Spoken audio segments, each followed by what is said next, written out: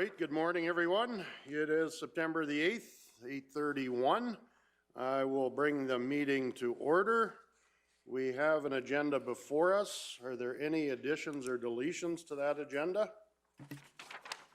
Just Councillor Penner. an addition, just a summary on Drumheller solid waste.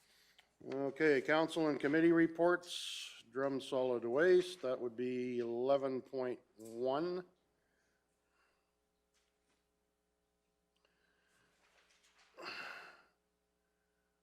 And I guess 11.2, we did meet with Martin Shields.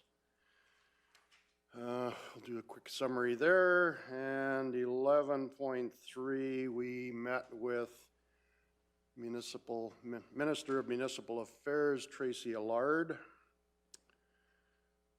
So we will bring up or give a quick report on that. And if that is all, if we could have a motion, Councillor Christie. I'll move the agenda as amended. All right, we've got a motion to move the agenda as amended. All those in favor? That is carried unanimously. We've pre-circulated the regular council minutes of August the 18th. Are there any errors, omissions, corrections?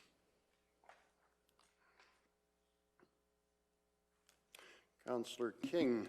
My motion to approve the minutes from the August 18th meeting as presented. All righty, we have a motion to approve the minutes as presented. All those in favor? That is carried unanimously.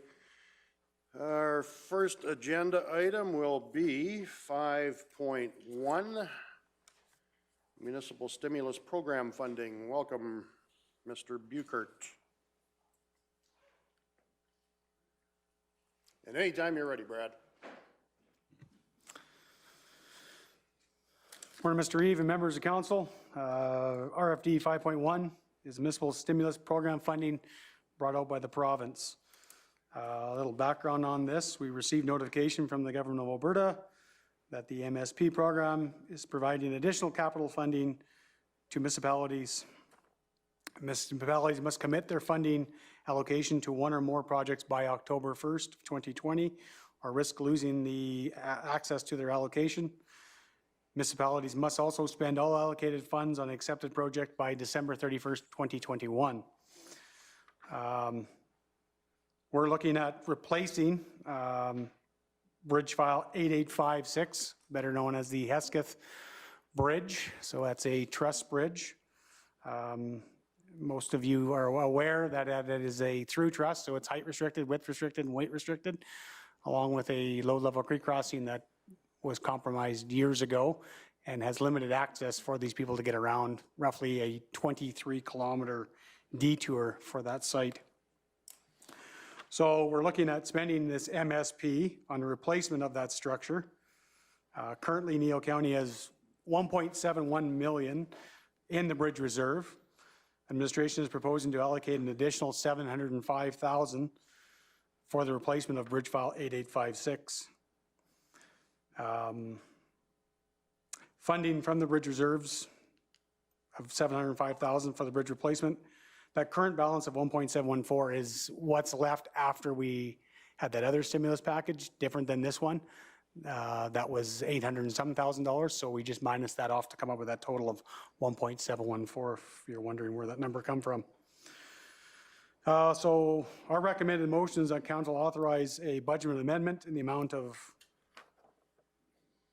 $1.3 million total to replace 8856 to be funded through the MSP program with a grant of $594,464 and the county share of $705,536 being funded from the bridge reserve.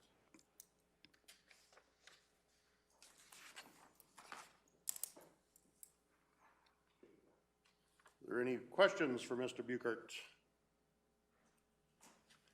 Councillor Kiever. Yeah, that money is just the bridge. Is there a lot of realignment work necessary for that bridge? Through the Reeve, Councillor Kiever, no. So it's replaced, basically take that truss off, put an all span or a rapid span structure, so it's a clear span, meets CL 800 rating, will not be width restricted, will not be weight restricted or height restricted. So to eliminate some of our trusses that have some of these issues for ratepayers that they have to travel 24 kilometers for a detour is what we're looking at. And this bridge is scheduled, well, it was scheduled in 2013 for 2022. The last inspection in 2018 bumped it a couple extra years. However, we see with this stimulus funding from the province, it's now is the best time to probably look at it. Is there going to be stimulus money next year? We're not quite sure, so they're giving it away this year though, so. Councillor Penner. The low-level crossing, we'll do nothing with that, correct? Once we put this style of bridge in? Through the reeve, Councillor Penner, yes, the low-level creek crossing will be removed at a later date, probably by internal forces, so we'll take out those 2 retaining walls that are blocking it right now, and it'll be eliminated, so there'll be no need for it.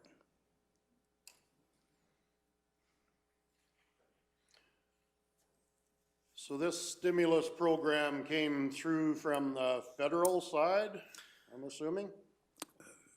Mr. Reeve, this came through the province, so this is from the government of Alberta. So it's a stimulus funding package right now over and above what the last stimulus was, or sorry, the STIP funding. So the STIP funding that we got for the 4 other structures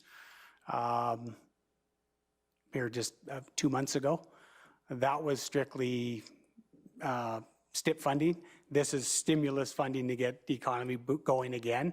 So they've allocated this funding's based on population. So different municipalities got so much money, whether you're a town, municipality, based on your population. So our total that we could get was the 594,000. And as long as we meet all those requirements of the program, we'll get that funding. So, and it had to be allocated. We had to show support by October 1st in order to take advantage of getting that funding or take a chance of losing it. Okay, thanks, Brad. Councillor Christie. So this bridge would be similar construction to the 33-4 one that you put in last season?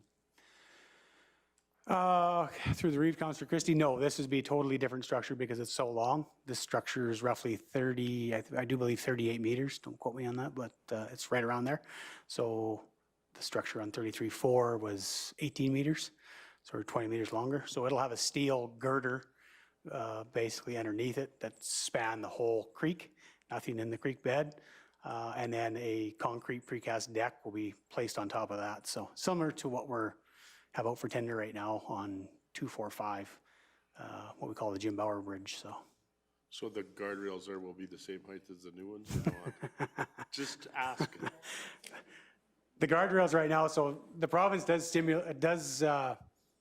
have what they give for requirements for guardrails. The 334, we did a low height. So currently they're 6 inches lower than what the old one was. We're 4 feet wider, and yet it appears to be still a bit of an issue with some people with some swathers.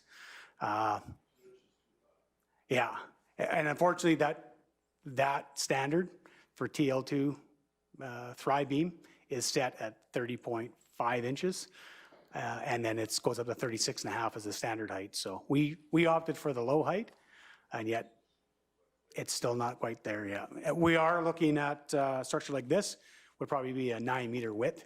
That's just the standard precast, so it'd be quite a bit wider.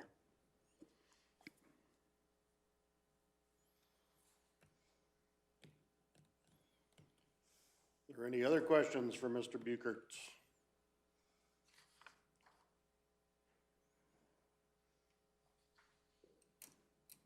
What are council's wishes? Deputy Reeve McGee. I'd like to move that we authorize a budget amendment in the amount of $1,300,000 to replace BF 8856, the Hethkus Bridge, to be funded through Provincial Municipal Stimulus Program grant of $594 and $464, and the county share of $705,536 being funded from the Bridge Reserve. All righty. We have a motion before us. Is there any discussion to that motion prior to the question being called? When are we looking at construction? I guess it'll be next year.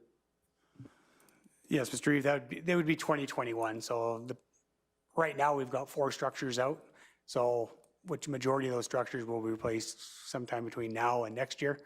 So we'll see, just to update council, we'll see those 4 structures, plus this one will be 5 new bridge structures for next year, along with 2 bridge-sized culverts and 1 culvert liner still to do this year. So it's quite a good program for the county to take advantage of some of this stimulus funding while we can get it and get some of these structures done, so.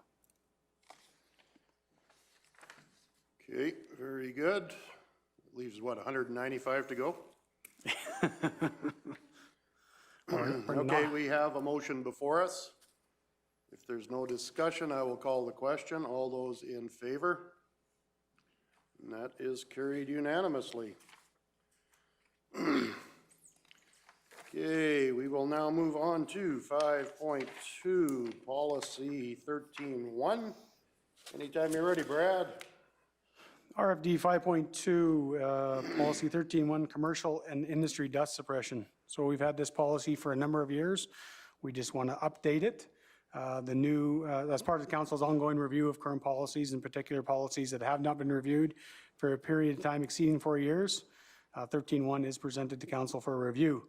The new amendments proposed would provide the commercial industry current guidelines and procedures for applying dust suppressant on county roadways.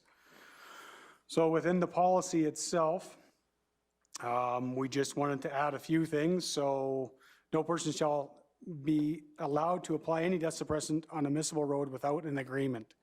So some industries have gone out and, because they make an agreement with a landowner, put a product down without talking to us first, and we blade through it, and the landowner's mad at the municipality. So we want to make sure that we have this agreement done first. We've switched it to an online program, so everybody can pull it offline, do the agreement, do the application. Calcium chloride and MC250 are approved dust suppressants, although alternative dust suppressants will need to be approved from the CEO or designate. Reason for those alternative ones is there's always new stuff coming out, and we'd rather industry look at some of those alternative ideas so we can learn from them and see what else is available out there without costing us a fortune. So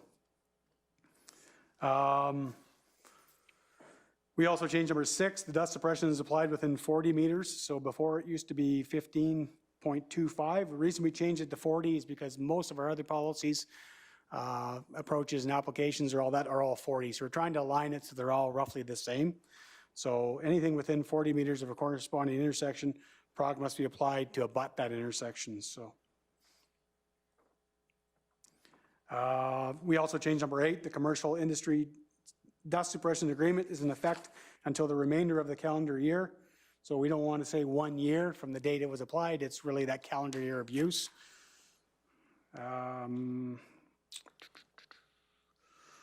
That's really most of the changes within that one. Any questions from council on that?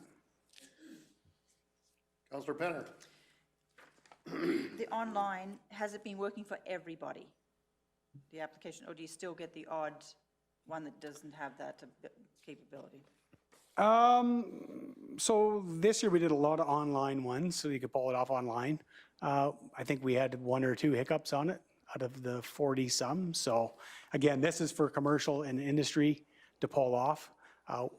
So this is a little bit different than our standard one for ratepayers. So this is for if industry's creating havoc, especially with fracking. So if they got 1,000 loads going down a road, they can pull us off any time of the year, and they go get the supplier. We just tell them this meets our requirement for gravel or not, and if it needs gravel, they're going to apply the gravel. They do this 100% at their cost, nothing to the municipality or the ratepayer. So.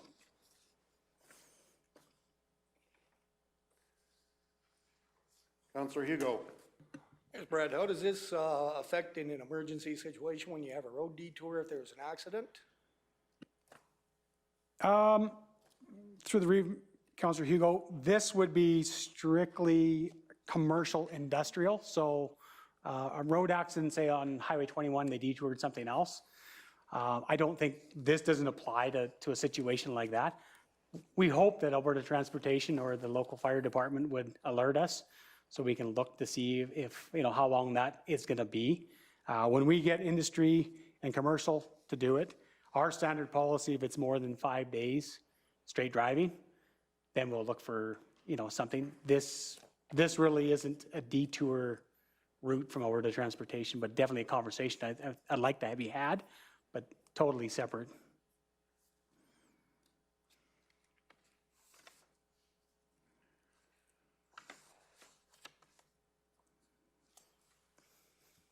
As far as applying water for dust control, that policy, or that part of the policy has not changed, correct?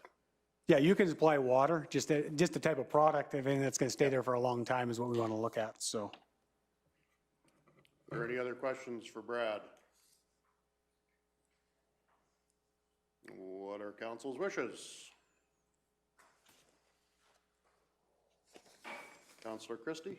I'll make the motion to approve policy 13-1, commercial and industrial dust suppression as presented.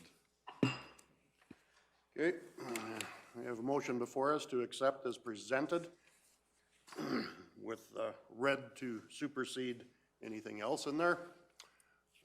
Is there any discussion to that motion prior to the question? Seeing as not, all those in favor? That is carried unanimously. All righty, 5.3, road crossings. Anytime you're ready, Brad. Okay, RFD 5.3, policy 1337, road crossings. So as part of the council's ongoing review of current policies, and in particular policies that have not been reviewed for a period of time exceeding 4 years, policy should be 1337, is presented for council for review. The old policy was only subjected to oil industry constructing pipelines. The new amendments proposed would allow other parties such as oil, gas, power, other utilities, as well as ratepayers to construct and maintain a conduit. So conduit mean just taking it from one side to the other. So within the policy, so we're going to put Kneehill County recognizes that parties such as oil and gas, power utility, water, ratepayers may need to construct oil, gas pipelines, buried utilities, water lines on, across, or above, under road allowances, and will endeavor to accommodate such crossings to the extent that the crossings will not unduly impact future municipal works. So we'll, let me just get to that policy. A couple changes within this is to allow those ratepayers. We've had some ratepayers in the past where we've made individual agreements that want to put a cattle water across their yard. This would encompass that rather than a separate agreement. So we're trying to have one agreement and do everything. Underground power is the same kind of thing for ATCO. They're under the Public Utilities Act. However, if they're crossing into the road, we want to make sure this agreement's done. It just strictly isn't oil and gas that crosses roads. It's other parties. So we wanted to look at this and go, rather than call it pipeline crossing application, we called it a road crossing. Like I said, we've probably done half a dozen water lines under roads that ratepayers are wanting to do a cattle water across the road, and just for seasonal rather than drill another well. So another thing we did change within the policy was 2.5 meters below the ditch bottom or lowest elevation, and then within 30 meters. That way, if we ever expand the road to 30 meters, it's already outside that. We're not going to look to drop that and bear that cost or bear that cost to the ratepayer. So again, this is all done online. So there's an application form that can be filled out. There's a fee to industry. We've done this similar to the approaches and stuff, where it's no cost to the ratepayer. However, we want to know it's there, so we can map that. So they'll do the application, and then they'll enter into an agreement after we approve the application. stipulates who is in charge of that pipeline and then who is also liable if it needs to get moved where the municipality is not, so. Any other questions?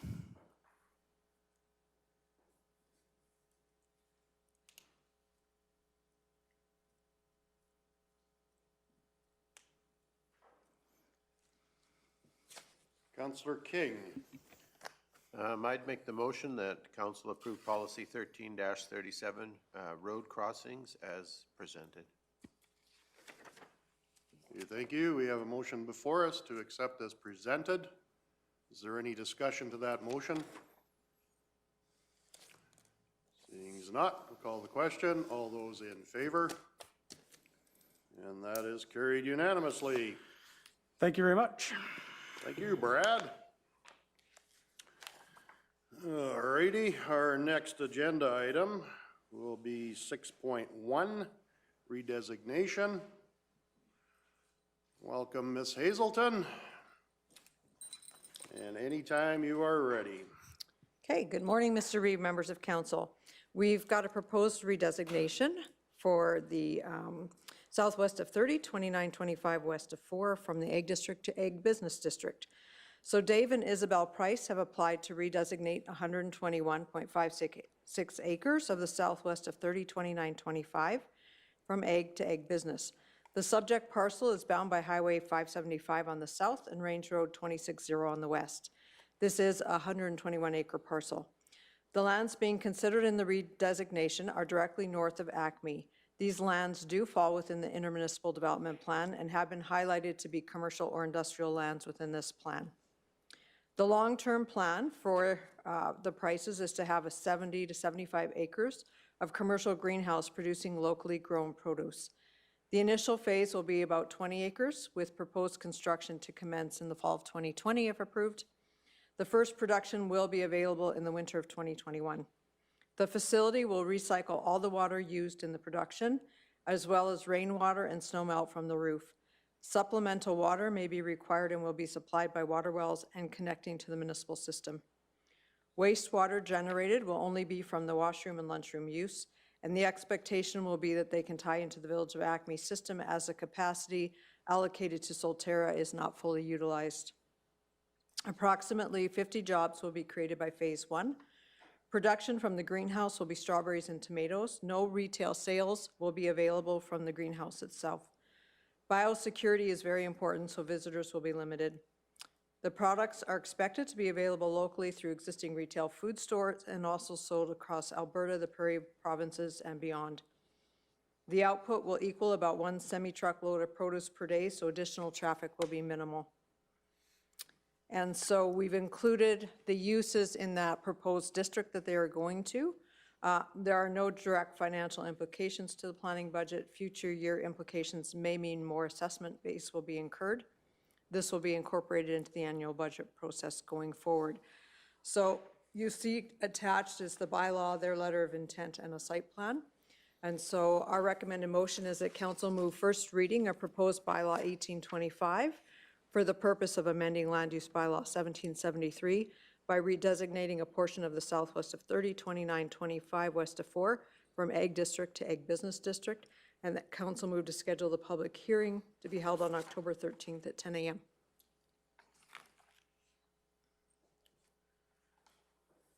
Okay, thanks, Ms. Hazelton. Are there any questions for the planner?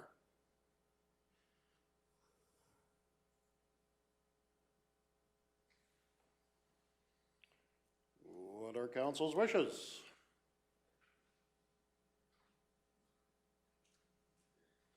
Councillor King? I would make the motion that we move first reading of the proposed bylaw 1825 for the purpose of amending Land Use Bylaw 1773 by redesignating a portion of the southwest 30, 2925 west of 4 from the Agriculture District to the Agricultural Business District. Okay, thank you. We have a motion before us to present first reading or to hold first reading for bylaw 1825. to, as, yeah, as written here. Is there any discussion to that prior to the question? Councillor Christie. Just curiosity, the water, municipal water that they would hook onto wouldn't be right to Aqua 7, it'd be to us? Correct. Councillor King? I guess I would only comment that this is the kind of initiative that we are looking for and promoting to have happen within Kneehill County, and it's what we need. And so I'm pretty enthusiastic to see this, and so certainly this initiative is appreciated on my part anyway. So.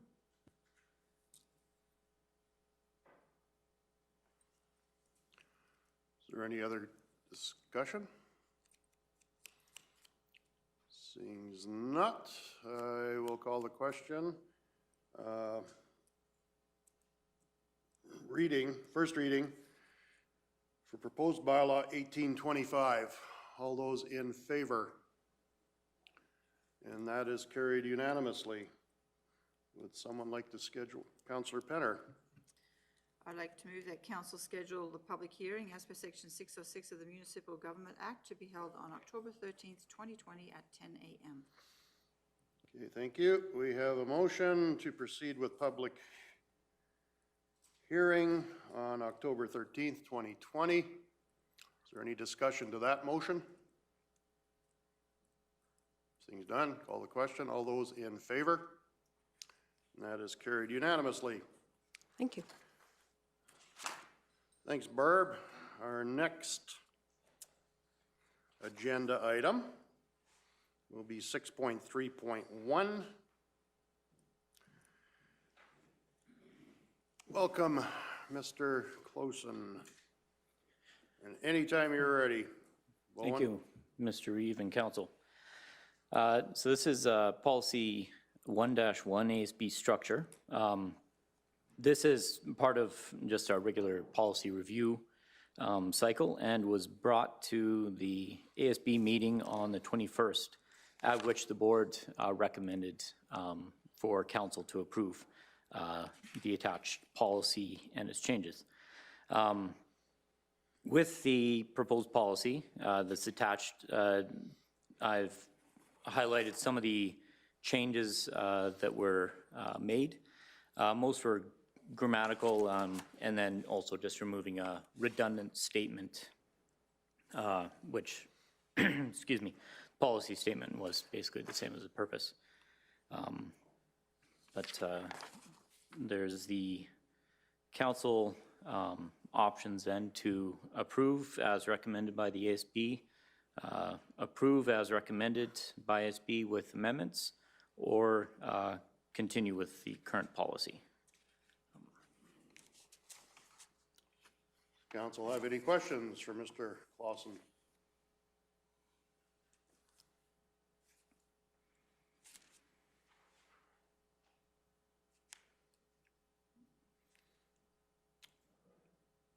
Councillor Christie. I'd make the motion to approve, gotta find it now. Council approved policy 1-1 ASB structure as recommended by the Agricultural Service Board. Okay, we have a motion before us to approve 1-1 as presented. Is there any discussion of that motion? Seeing as not, call the question. All those in favor? And that is carried unanimously. Next agenda item, 6.3.2, policy 1-27. Anytime you're ready, Bowen. Thank you, Mr. Reeve.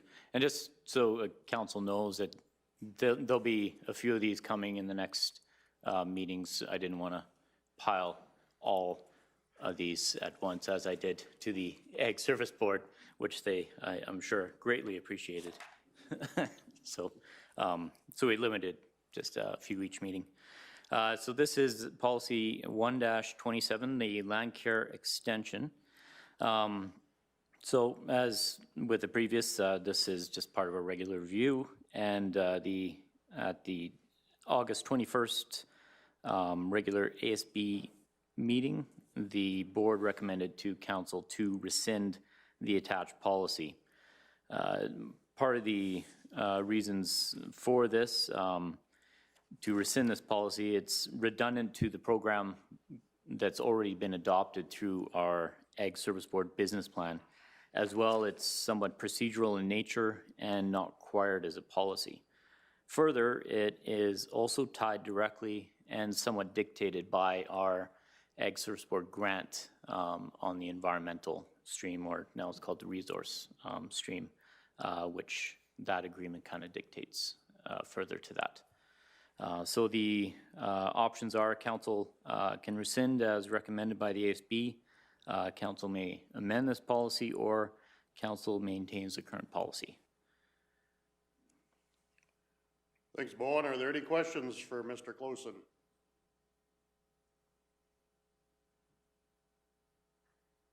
Did anyone care to make a motion? Councillor Penner. I'd make the motion that council rescind policy 1-27, the land care and extension as recommended by the Ag Service Board.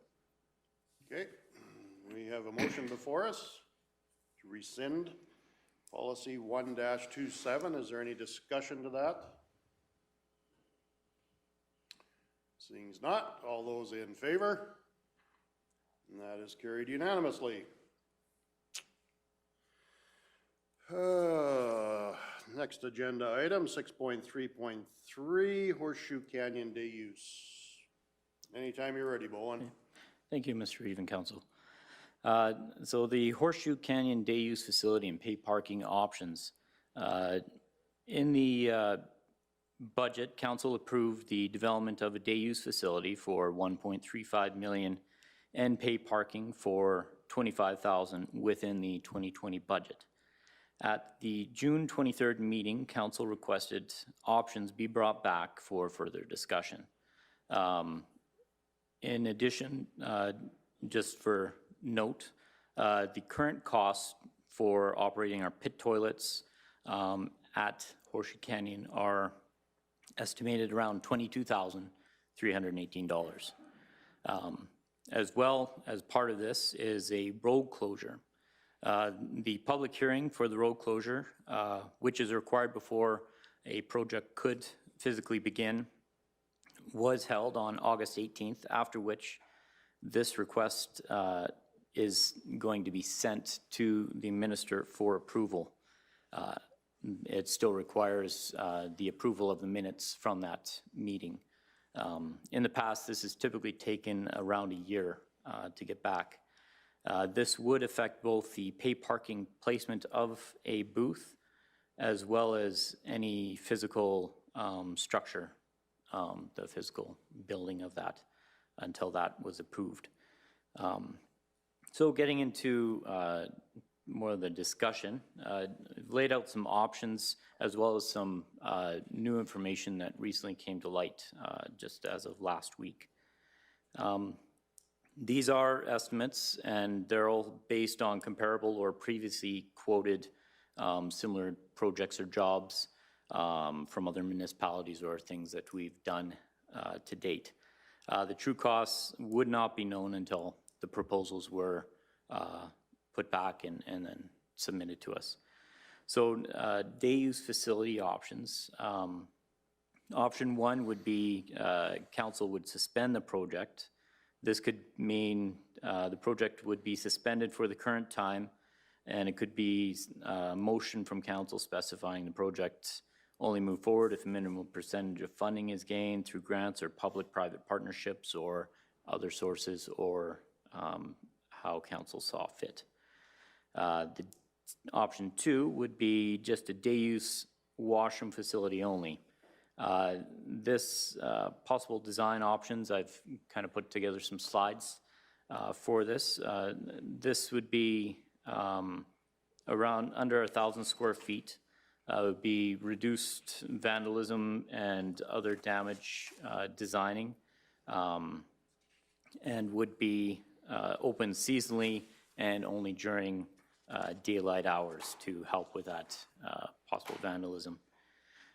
This would be a full-service washroom with some of the following amenities. You get natural, artificial LED lighting, vandal-resistant universally accessible, low flow, 5 low flow flush stalls, 5 sensor low flow sinks, air dryers, child change table per side, potable water access, small utility and storage room, 5,000 gallon septic tanks, outdoor resting bench, minor landscaping around the building, and small overhang around the building. You can see that on the kind of, that's about what that would look like. These, in the slides, the costs do also include the contingency funding that would go with any build that was missed in this RFD, but are in the slides here for you. The next option would be a day-use washroom facility with a small retail or cafe space. Excuse me. The building would be slightly bigger, but still under about 1,500 square feet. Again, it would be seasonally opened and only during daylight hours. However, if the building was managed by independent leased out or something like that, these hours could differ. This would have many of the exact same amenities as previously mentioned, except it would also include the small retail cafe area, showcasing kind of locally sourced and created artisan foods and products. The area would have a large window to look out at the canyon. There would be space for 1 or 2 small tables. Outside would be a small patio facing the canyon. There would be a larger storage and utility room, and it also would be dependent on if it was leased or county operated, whether we would have to outfit it with appliances and equipment. Now, just to touch on kind of the recent information that came as of last week, we received a letter of intent on September 1st, and the intent was from private industry alerting the county of development interests near the county, or near the canyon on, it would be private land. The letter indicated their intent to apply to develop a building that would contain some of the following: washrooms, commercial kitchens, lounge area, and retail space. This proposed building would be more than double the size of what we would be proposing, as well as it would have many more options than ours. This development, if approved, would alter the potential revenue and expenses that are shown further in this presentation. And through these implications, we wouldn't know, and are quite hard to estimate, but we can make some inferences and regarding things, the pay parking. These could be significant in reducing any projected revenue that we could see. If there was a building that offered all these amenities and free parking, people would be more likely to park over there instead of pay for parking. Further, while competition is good for a free market and can promote both, if we had similar facilities and stuff in that kind of proximity, it would be very critical not only to work together, but ensure that we're offering very different kind of offerings, I guess. Otherwise, it would have some impacts on both partners there. Going to the, I guess we'll go to the presentation. It runs through some of the costs that I've summarized in it. And again, these include the contingency funding. So these are just kind of highlighted the options that have and are being presented. So depending on if we postpone it, obviously there's no cost. and council could determine where the funds that are allocated for this could be placed. But currently, just operating our pit toilets there, it's about $22,000. And we received no revenue. If we went with the pay parking, and we're in line with Drumheller, and again, noting no free parking elsewhere, and everybody was parking at our site, if we did the $2 per parking as per Drumheller, we would basically break even on that. If we ran a $5 charge, we would see a net revenue of around 60,000 for that, and it would just be a small building. The washroom only, the construction estimates are there at be around 825,000. The additional operating costs that would have to be then put into the 2021 or 2022 budget by the time a building was completed would be around $83,000, totaling around 106,000 to operate that. So that would have to be put into the budget. The day use washroom and cafe if it was retail and leased, the construction costs, this is because we wouldn't have to outfit it with appliances and furniture and things, be about 1.2 million. The additional annual operating just for that, if it's leased, it would be around 107,000, and that could work out to doing partnerships with that leaseholder, contracting them to maintain the facilities or whatever. There's numerous kind of scenarios that could work there. The total annual operating then would be about 130,000 almost, with revenue potential on a lease agreement around 30,000, and that's based on similar lease buildings in and around the area and what they're going for. Day use washroom, if we operated it, it'd be about 1.3 million. The additional annual operating that would have to be included into the budget would be around 512,000 for staffing and stuff. And as we go through, these are broken down for council a bit more. And the total annual operating about 534,000, with a revenue potential though of 236,000. However, the net revenue would still be at a loss of nearly 300,000. So as we go through, we kind of touched on the first one, but this is the proposed layout of what it would look like and where we would be looking. So the paid parking would be right at the entrance there, and then the washroom would be somewhat sited by the overflow parking currently, so we avoid any setback restrictions against the slopes and stuff, and planning doesn't strangle me. So that's kind of how it would look for flow.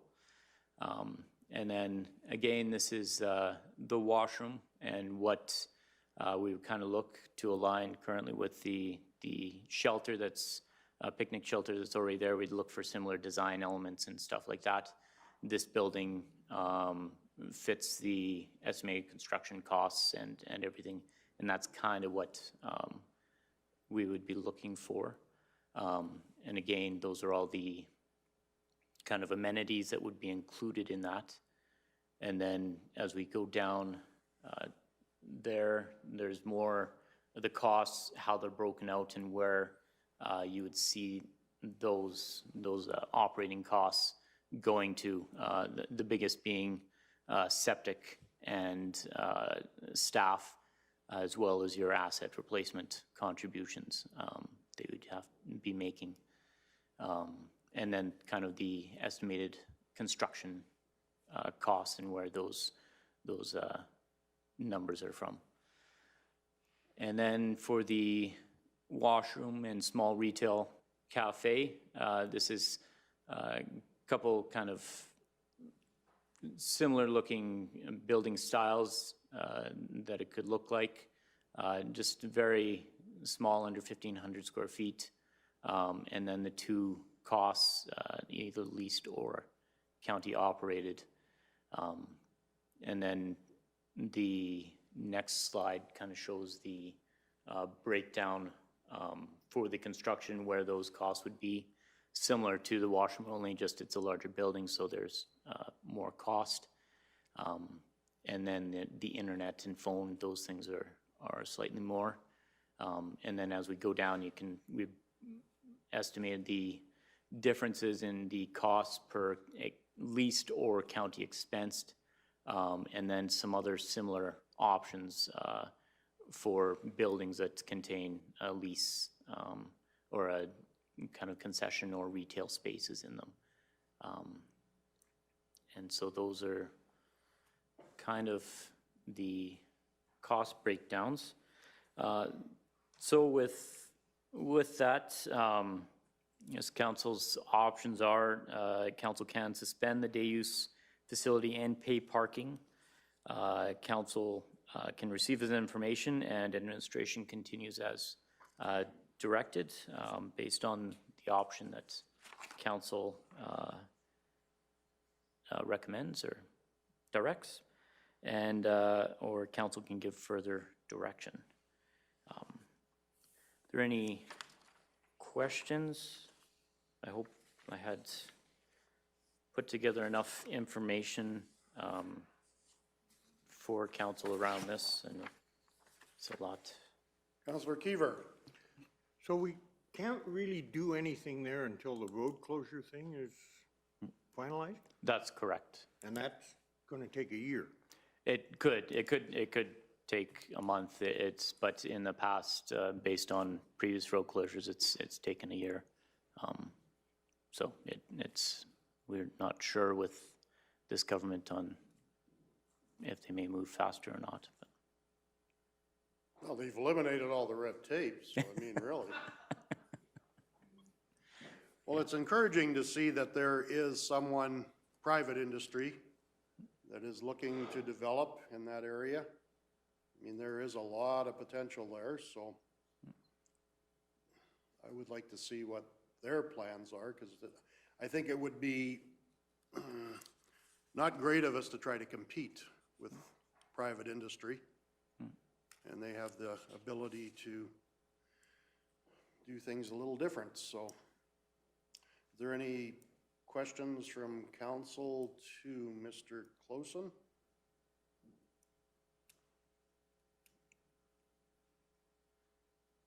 Councillor King. I guess, not so much a question, maybe as more comment. I guess like the Reeve, we've said that there should be potential for business and opportunity to have things happen around the canyon. And so, yeah, it is quite interesting to see that somebody, private industry-wise, would be interested in developing in that area. And I think it's probably prudent for us to wait to see what might happen there before we invest taxpayer dollars.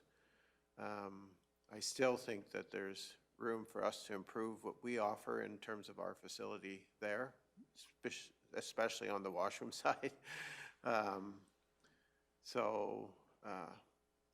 Yeah, I think we have to wait for the road closure anyway, and probably prudent to wait to see what's being proposed that we might be either in competition with or maybe could cooperate with. Is there room for us to perhaps in the future look at some kind of partnership or cooperative effort with whoever's going in there? So, yeah, I think it might be wise for us to at least set aside or postpone for a period of time what we're thinking of doing there. I really would hate for us to abandon our ideas completely, though. So. And Go ahead, one. Mr. Reeve, to further comment too, we have awarded a consultant for the focus group, and then that will also help kind of fill in the gaps as well with that group, and see where this this goes and stuff, and so that we can kind of fill any gaps that are missing or we want to look at too in that time, so.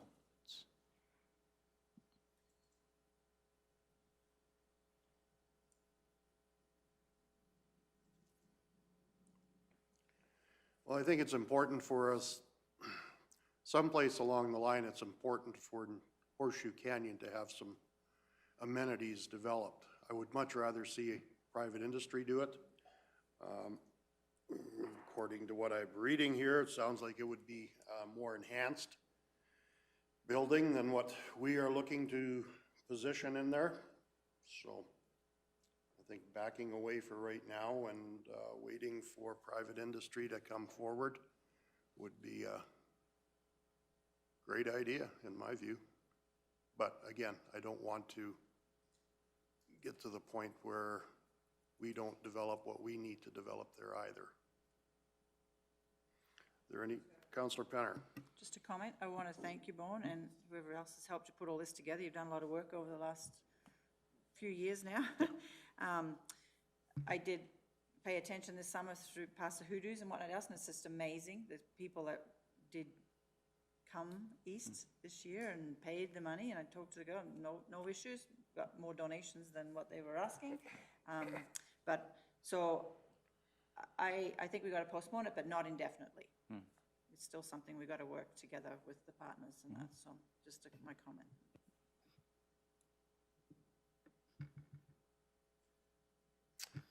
Mr. Hogan. Just to add to what Bowen has already said, through you, Mr. Reeve, to yourself and council, one of the comments that we're hearing is one of the reasons administration's made the recommendation we have to just suspend the project, because what we're anticipating is that once we see what the private interest is putting forward as a development, that we'll be in a position to assess, do the same gaps remain or are those gaps different? If a number of those gaps have been filled, then the project as we've put forward likely isn't the best one for us to put forward. If we take a look at what they're proposing and we say, no, this gap still remains, or this other gap, we can look at different ways to address that. Our understanding is that we're going to see that development application sooner rather than later. I don't want to put a time frame on it, although the individual that is putting it forward, I believe, has said that we'll likely see that within the next month or two. So we're also not necessarily in a position where we're waiting until into next year to see what's being proposed. So it does tie back into our recommendation to suspend the project, so it means the funding would remain in place for it. Previous council put that funding away specifically for these purposes. But when we see what comes forward, if that development is approved, then we would be in a better position to isolate, do the same gaps remain or do they not? You know, if we're seeing things that the individual puts in a restaurant and lounge area, but the bathrooms are for customers only, that might present a continuing gap around bathrooms at the viewpoints themselves. If they're going to adopt the business mentality of, you know, having the bathrooms will draw more people in, and if more people are in, more stuff will get bought, then maybe that gap doesn't exist on our end. So it gives us some time to assess those types of things and see what we can do, or even if the business model is occurring one way, for us to see if maybe there's a cheaper partnership there that we can encourage that business model to maybe alter a little bit without spending a lot more cost. But again, that's why we're recommending the suspension and not the termination of the project, so that we can see what is going forward, what gets approved, and do an assessment from there in conjunction with the focus group. Okay, thanks for the clarification, Mike.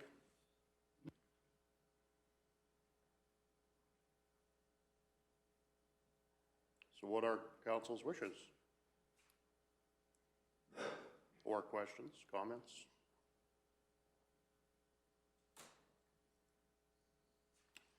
Councillor King.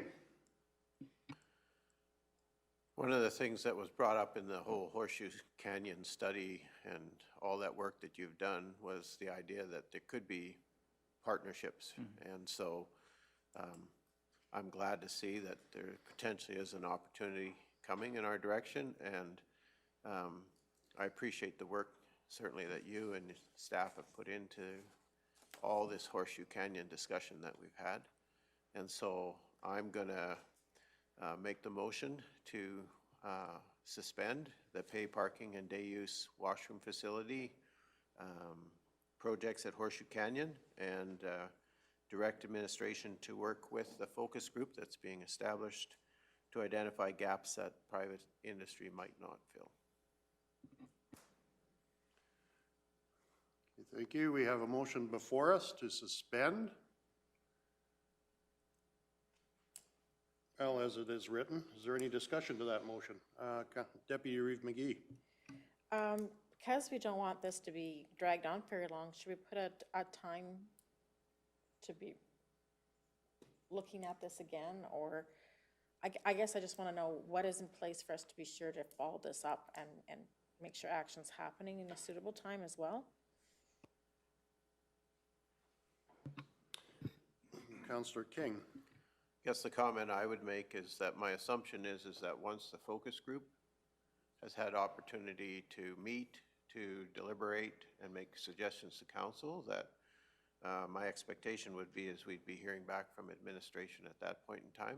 I don't know if we set a timeline on the focus group at all. I don't think we did. Go ahead, Bowen. Through the Reeve, Councillor King's comment, there's been a tentative start and end date for the focus group. We're looking at October to roughly start and then hopefully wrap things up by February. Though those may move a little one way or the other, that's kind of the rough timeline for that to be brought back. And as well, it should align if there's a development proposal put in, that would also help within that time. So should hear something back by early to mid 2021 on something from there. But I would say spring from the focus group. If it wraps up by February, we should have presentation in March or something like that for council on that side. Thanks, Bowen. And that would also have some issues with the road closure too, so. Is there any other discussion? Seeing as not, we have a motion before us. It's presented on the screen. All those in favor? That is carried unanimously. Thanks, Bowen. Thank you, Mr. Reeve and council. Our next agenda item will be 7.1, tax cancellation. Welcome, Mr. McKinnon. Good morning, Reeve and Council.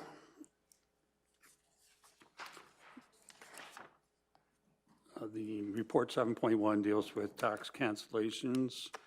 As Council can appreciate, there is a significant time lag of these actual write-offs coming before Council because of the process.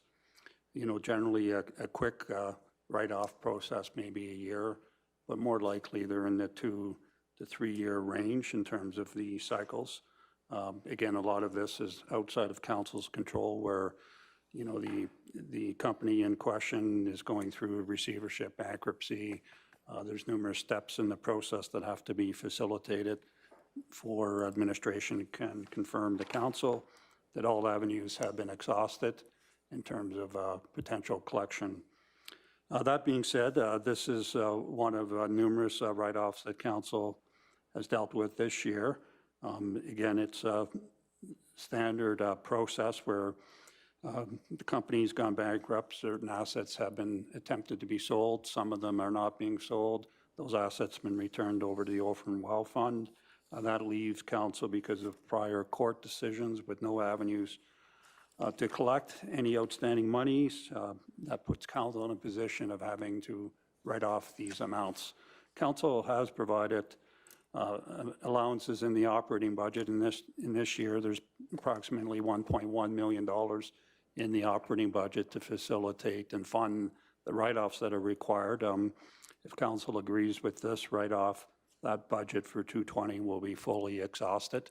And just to note, there will be further items coming before council prior to the end of 220. So it's not a good news situation from that perspective. Again, the report is seeking to do two things, is to write off the prior year's amounts and then to void penalties that have been incurred in 220. And that concludes my presentation, Mr. Reeve. Okay, thank you, Mr. McKinnon. I think, does council have any questions for Bill?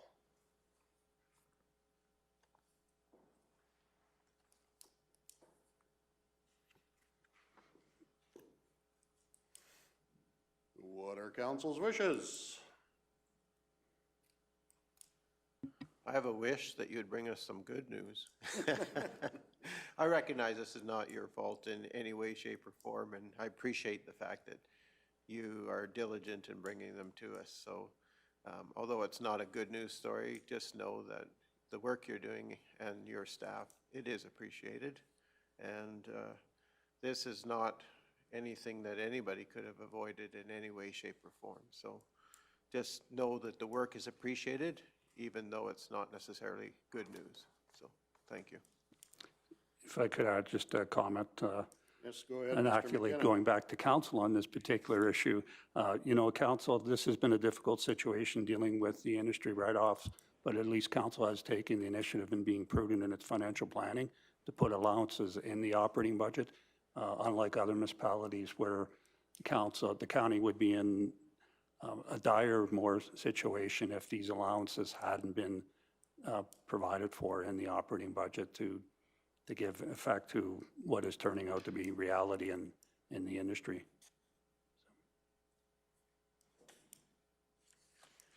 Certainly disheartening that there isn't anything out there that says taxes are more important than should be somehow secured for the municipalities. I know that meeting that we attended on Friday in Stettler with Minister Allard, there was a lot of discussion there about how do we get our taxes that are due just because something is sold or something is shot off to a different company. The taxes should still be due, but this is the position we're in, so. It's just unfortunate.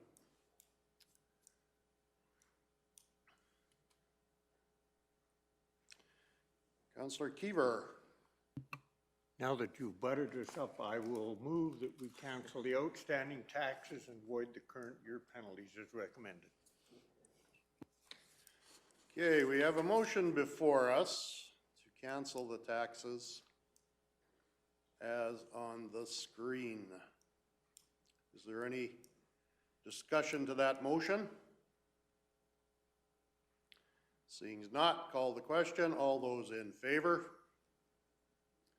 And that is carried unanimously. There is another motion to apply for the perk. Anyone care? Councillor Penner. I'll make that motion that administration submit an application under the provincial educational requisition credits for the uncollectible educational requisition and the uncollectible designated industrial property requisition on these oil and gas properties. Okay, we have a motion as presented on the screen to apply for the PERK program. Is there any discussion to that motion? Councillor King. I think it's important that we note that while we're writing off $272,000 of arrears and we're applying for this PERK money, the PERK money is just a tiny drop in this big bucket. So the PERK money is under $10,000 that we're applying to receive back. And so lest anybody think we're getting a great windfall by doing this, and I guess more education on the part of ratepayers that although we get this money back, it's not a great amount of money. And what we're writing off is more damaging than any amount we possibly could recover through the PERK grant or whatever it is, requisition credit that the province offers us, so. Yes, I agree with you, Councillor King, because that is already money that has been paid by our ratepayers, not by anything to do with this company. Okay, so we have a motion before us to apply for the PERC program. If there's no more discussion, I'll call the question. All those in favor? That is carried unanimously. And one more motion to void the penalties.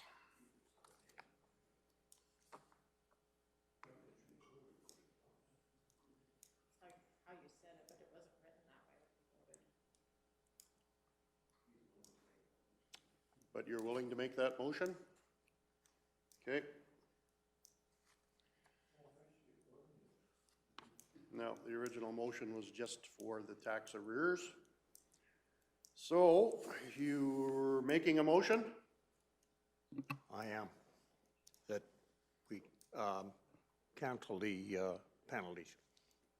Okay.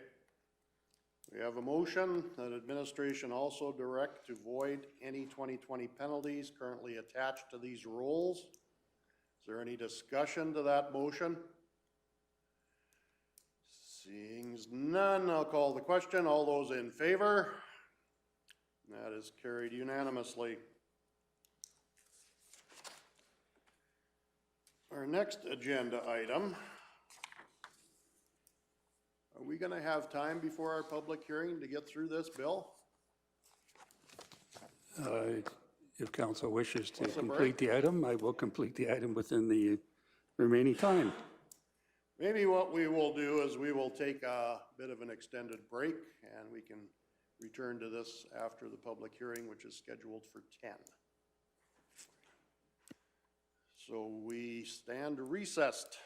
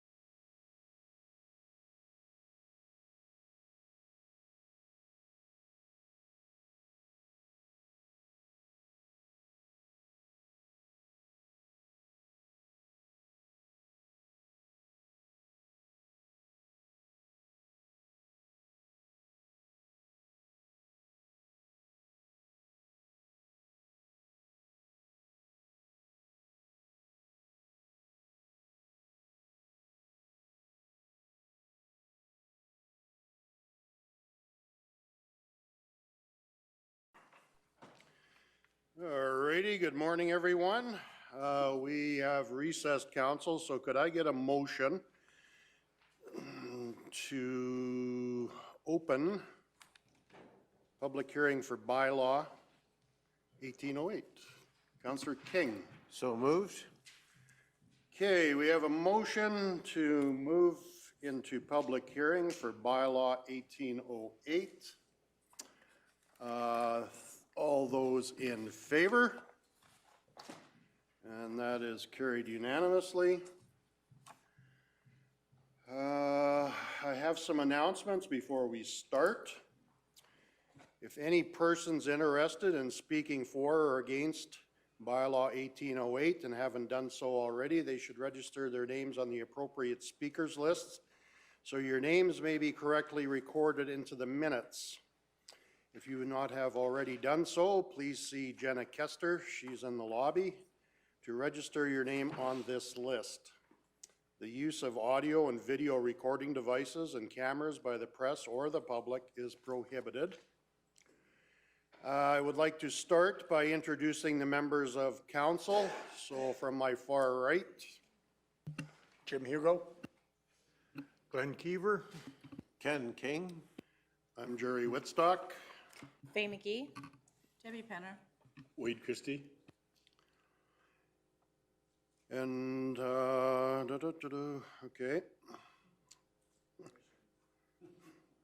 There is a opening of tenders, so. I'll outline the meeting process. Individuals speaking for or against bylaw 1808 today will be allowed 5 minutes to speak. A spokesman speaking on behalf of a group may speak for a maximum of 10 minutes. We have a time clock that will be displayed on the screen. At 2 minutes, it turns yellow. At 1 minute, it'll turn red. And when the clock hits 0, there will be a 5-second warning that your speaking time is complete. All questions to council will be directed to myself as chairman, and I will direct the question to the person best suited to answer. No questions will be taken from the gallery. No debate will be allowed. When presenting, speakers shall state their name and address. If you have already submitted a letter on or before the advertised deadline, you may only address council at this hearing on new information not contained within that letter. Any person who would like to present using electronic presentation will bring their USB flash drive to the presenter's desk, where a staff member will open the file at the presenter's laptop. The order of presentations to be made to council today will be: firstly, administration shall present an overview and summary regarding bylaw 1808. Secondly, the applicant shall state their name and present their application within a time period of 20 minutes. Third, the member of council, any member of council, can ask questions of clarification to the applicant. Fourth, the chair shall open the floor to presentations from the public who are in favor of the proposed bylaw. The order of presentation will be as follows. Administration will come forward and read the written submissions. Individuals will be called in order as they appear on the individual speakers list, and group speakers will be called in the order they appear on the group speakers list. Fifthly, the chair shall open the floor to presentations from the public who are in opposition to bylaw 1808. The order of these presentations will be: administration will come forward and read the written submissions. Individuals will be called in the order as they appear on the individual speakers list, and group speakers will be called in the order they appear on the group speakers list. Council members are allowed to ask questions of clarification to the individuals/groups speaking to the proposed bylaw. Sixth, after hearing from those persons on the speakers list in support or opposition, I will ask anyone else present wishes to speak in support or in opposition to the proposed bylaw. Seventh, the applicant will get a chance for a rebuttal, which will be no longer than 10 minutes. Eighth, allow questions for clarification from council members to the applicant. And luckily, there's no test. Okay, I will now ask our Planning and Development Department to come forward to make the presentation. Welcome, Ms. Hazelton, and anytime you are ready. Good morning, Mr. Reeve, members of council, and thank you so much for the chance to present draft land use. This started back in the summer of 2019, and I do know there were some changes that council had requested. And so in September of 2019 is when we really started the journey of going back through. And as a council, to date or prior to, you didn't really have an opportunity as a newer council to look at the entire land use bylaw as a whole. So we've brought it back to you multiple times, a few times in 19 and then as in 2020 as well. And so this is the outcome of those discussions and some of what we've gone back and forth. So it has been available on our website since February 2020. It's been announced there and the draft has been in place. There have been some tweaks since then, and whenever we do that, we update that version on the website. It was, again, advertised in the ratepayer newsletters of March 2020 and June 2020. And then it's been in the Capitol for the last 3 weeks, advertising the public hearing. And then there were multiple posts and tweets that were made about this. So there has been quite a process, and we do fall under the section 606 of the Municipal Government Act when it comes to advertising. And so we have exceeded their requirements. So there are some things that I just wanted to touch base on. I'm not bringing every single word that we've changed in here. I'm bringing the major things that have changed content, but there is an attachment that has been included in the package that does outline all the changes. So some of the wording we just changed to make it consistent with the Municipal Government Act. There were some changes to our process that got added to the modernized Municipal Government Act that they just came out with. So we have incorporated some of those changes, and you'll see a couple of those as we go through. For example, the appeal period was lengthened in the Municipal Government Act, and so we've just incorporated some of those changes into land use, so we're consistent with that act.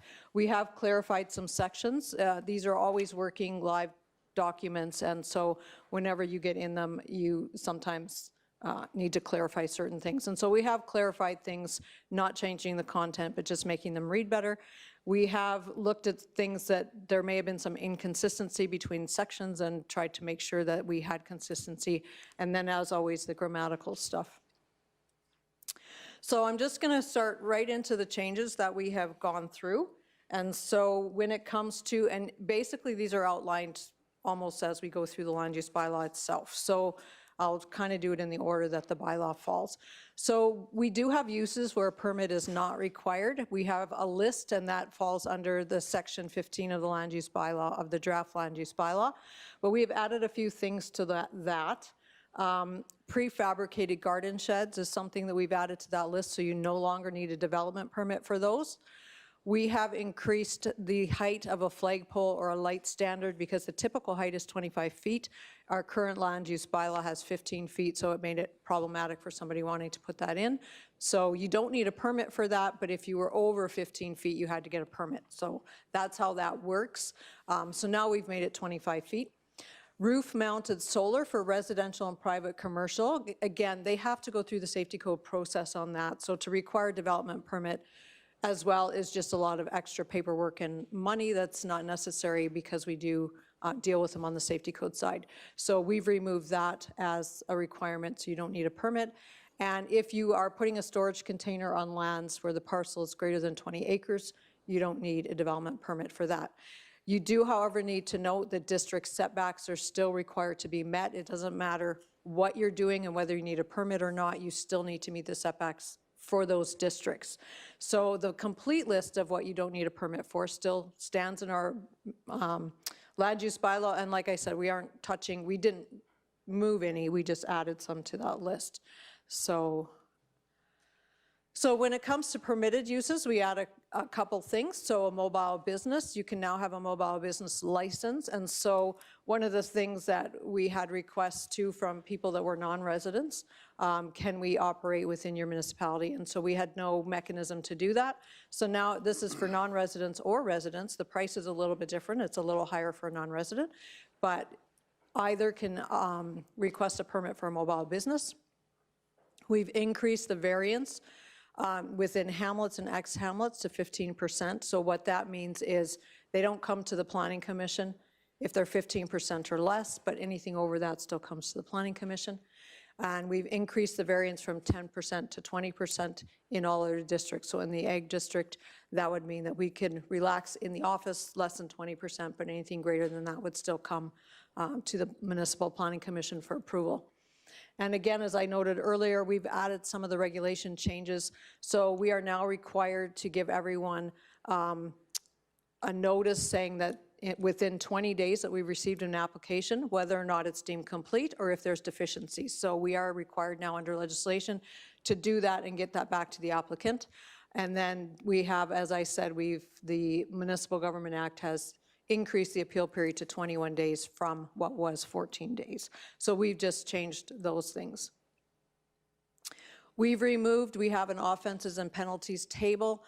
We've removed unsightly properties from that table, and the reason we've done that is they are already covered in a different bylaw, and so it always becomes problematic if pieces are in too many places and you change it in one place, then you've got to change it in the other. So we're trying to make sure that everybody just has one issue that they're dealing with, and so it is under bylaw 1630, the nuisance and unsightly premise bylaw, so we've left it to that bylaw to deal with those issues, and we've removed it from ours. Some of the major changes that council wanted to incorporate were the number of parcels allowed in an agricultural district. So previously in our current land use bylaw, we are allowed 5 parcels. That does include the remnant. Council wanted to reduce that, so you have reduced that to 3 parcels from a quarter section. And for a bare parcel subdivision, our minimum is 2 acres and our maximum is 5 acres. And so that part hasn't changed. It's just the number that you can now take out of a quarter section has been reduced. So the other thing that you have are reduced is the number of acres where an applicant can have a second residence. And so it was 20 acres. You had to have at least 20 acres to have 2 residences, and council has dropped that to 10 acres. So an applicant can now come in and apply for a second residence on 10 acres or greater. We do have the option for garden suites, and that's something that is a smaller type residence that somebody could put, and they are considered on any agricultural parcel. There are limits with those as far as they can never be subdivided out, and they're often put in for compassionate reasons. And so that's still available, and that part hasn't changed.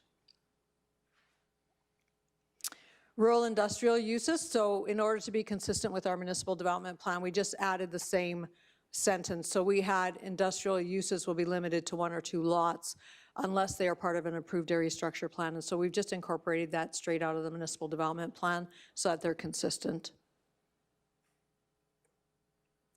Under campgrounds, we've added quite a few points, and again, it's just basically safety, some fire things and ingress, egress, if there was an emergency, how our emergency can access the campground and get in and out, and everything is well signed so that they can get to the appropriate place. And so you will see that we've just added a few points to that section of the land use bylaw.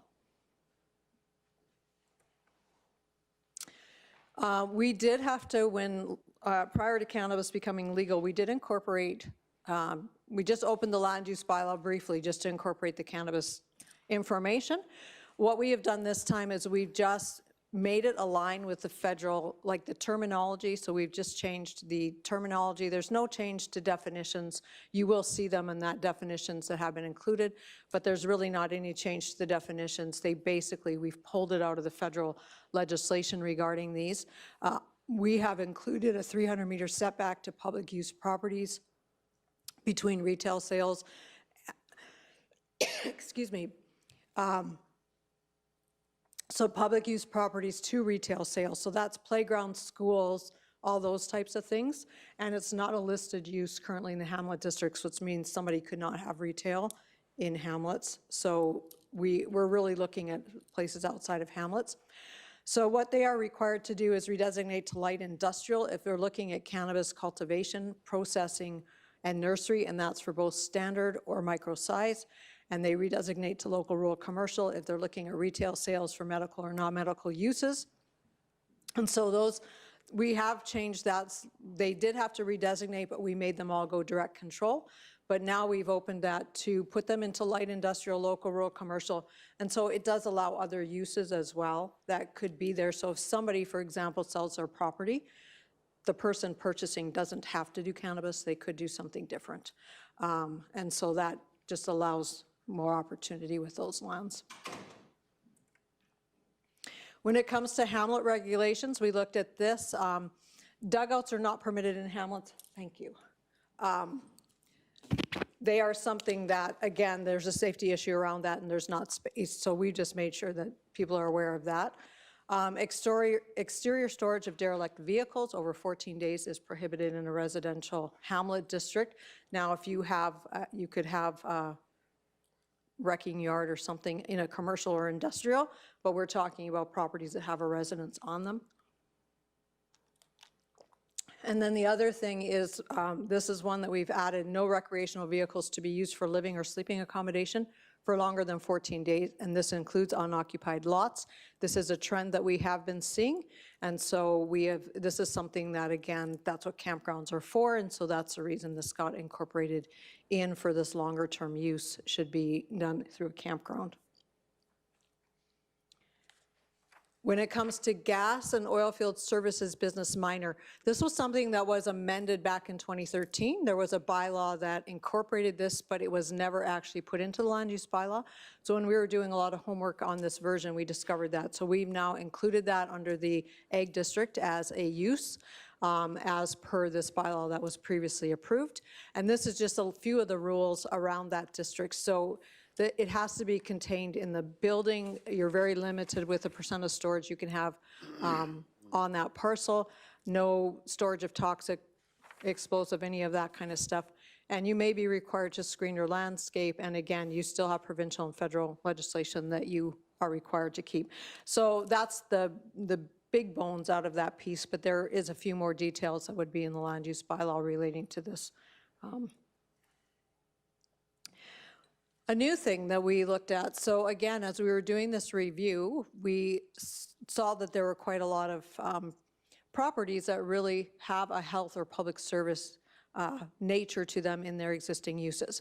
And so we did look at adjacent municipalities to see how they treated some of those uses. And what we did discover is there are a few that have this health and public service district. And we thought that would be helpful for us to create a district. And we'll talk more specifically about this district later.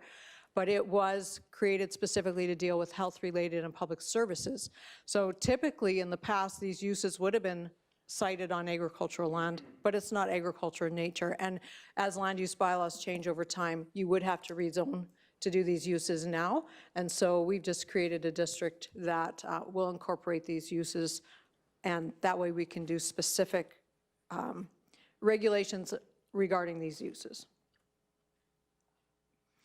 We've also allowed hens to be incorporated in a hamlet, so this will be a permitted use in country residential, ex-hamlet, hamlet residential, and hamlet general districts. Previously, it was prohibited, and we did have a delegation that came in, as you will recall, that requested council to consider this, and you did, and you made it an option that's available. So in this land use bylaw, if it gets approved, they will have that opportunity to have hens in a district.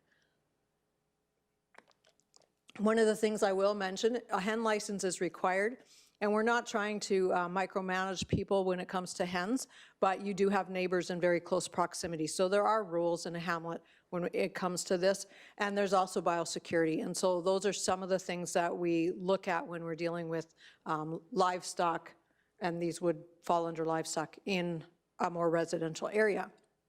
So they do need to have a hen license through the county. The applicant itself has to reside on the property, and the hen license is not transferable, so you can't take it with you if you move down the street. You do need a new one. They have to be kept in a coop, a proper coop, no roosters for obvious reasons. Neighbors probably aren't too thrilled with that idea. You cannot sell eggs. Again, there's regulations around some of that. You can't slaughter or dispose of chickens on your property. Maximum of 4 mature hens on the property, so that's hens within 16 weeks basically and above that are within that laying.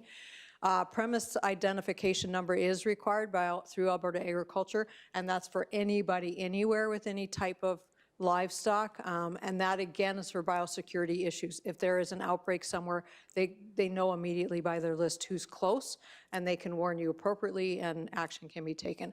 So there are a few more things in the bylaw. I've pulled out, again, the basic bones of what would be required with hens, but it is a new opportunity, and so I do think there will be some people that will be happy with that.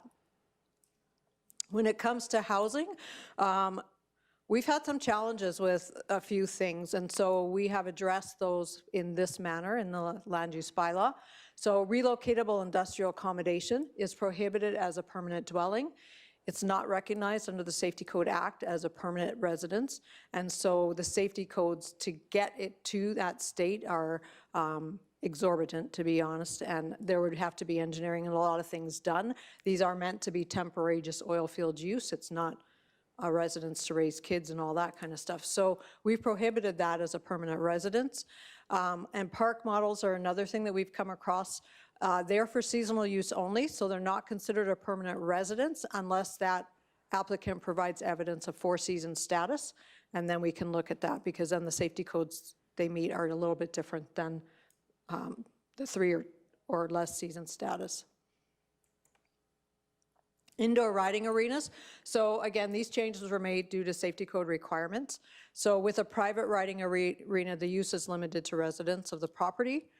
A commercial riding arena, they are not considered farm buildings, and they have to meet all the Alberta Building Code requirements, and so that has been a challenge for people, because where those lines fall is not always where you might think they fall. So as we come across situations in the field, we do use these opportunities when we've opened the land use bylaw to deal with some of those things and to make it clearer for everybody because of those challenges.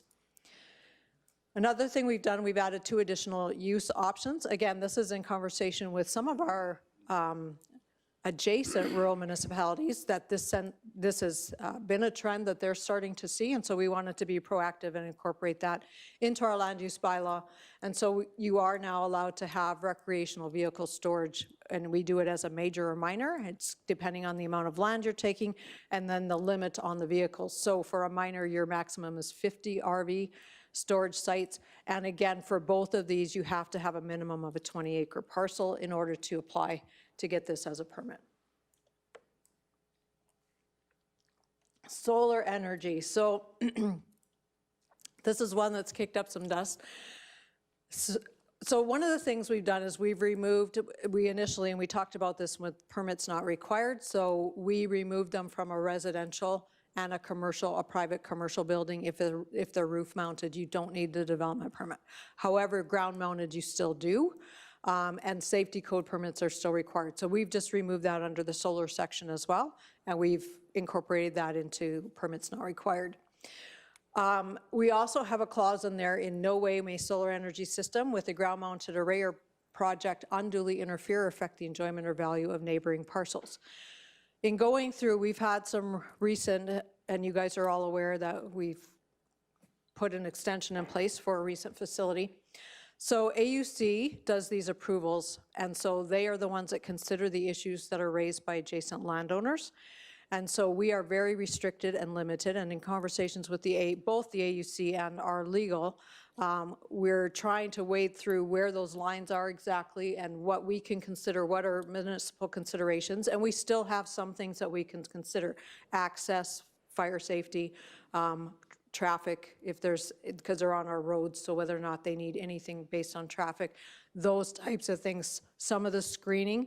But if it is considered by the AUC and it is conditioned by them, we cannot be stricter and we cannot stop the projects.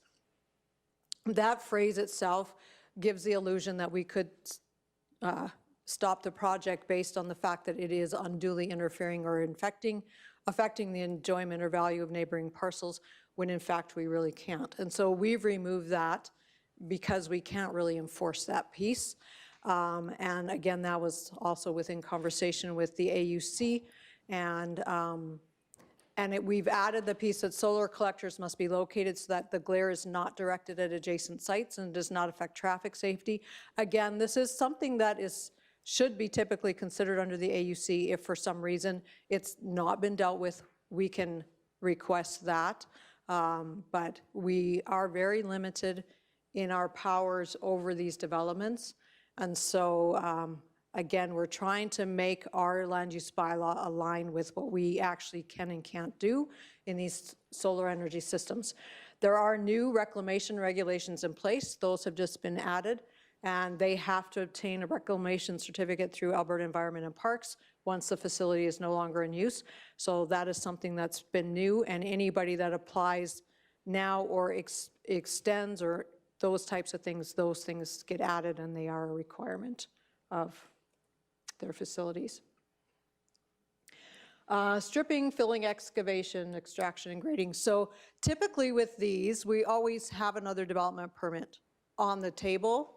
And so if somebody's building a house, they will be excavating, and it's just part of that permit. If somebody's doing a gravel pit, it's part of that permit. We have never really permitted borrow pits. They've always been something that's been exempt. Alberta Environment and Parks does deal with borrow pits, and Public Works were always exempt when it came to borrow pits, which was 99.5% of why somebody would put in a borrow pit.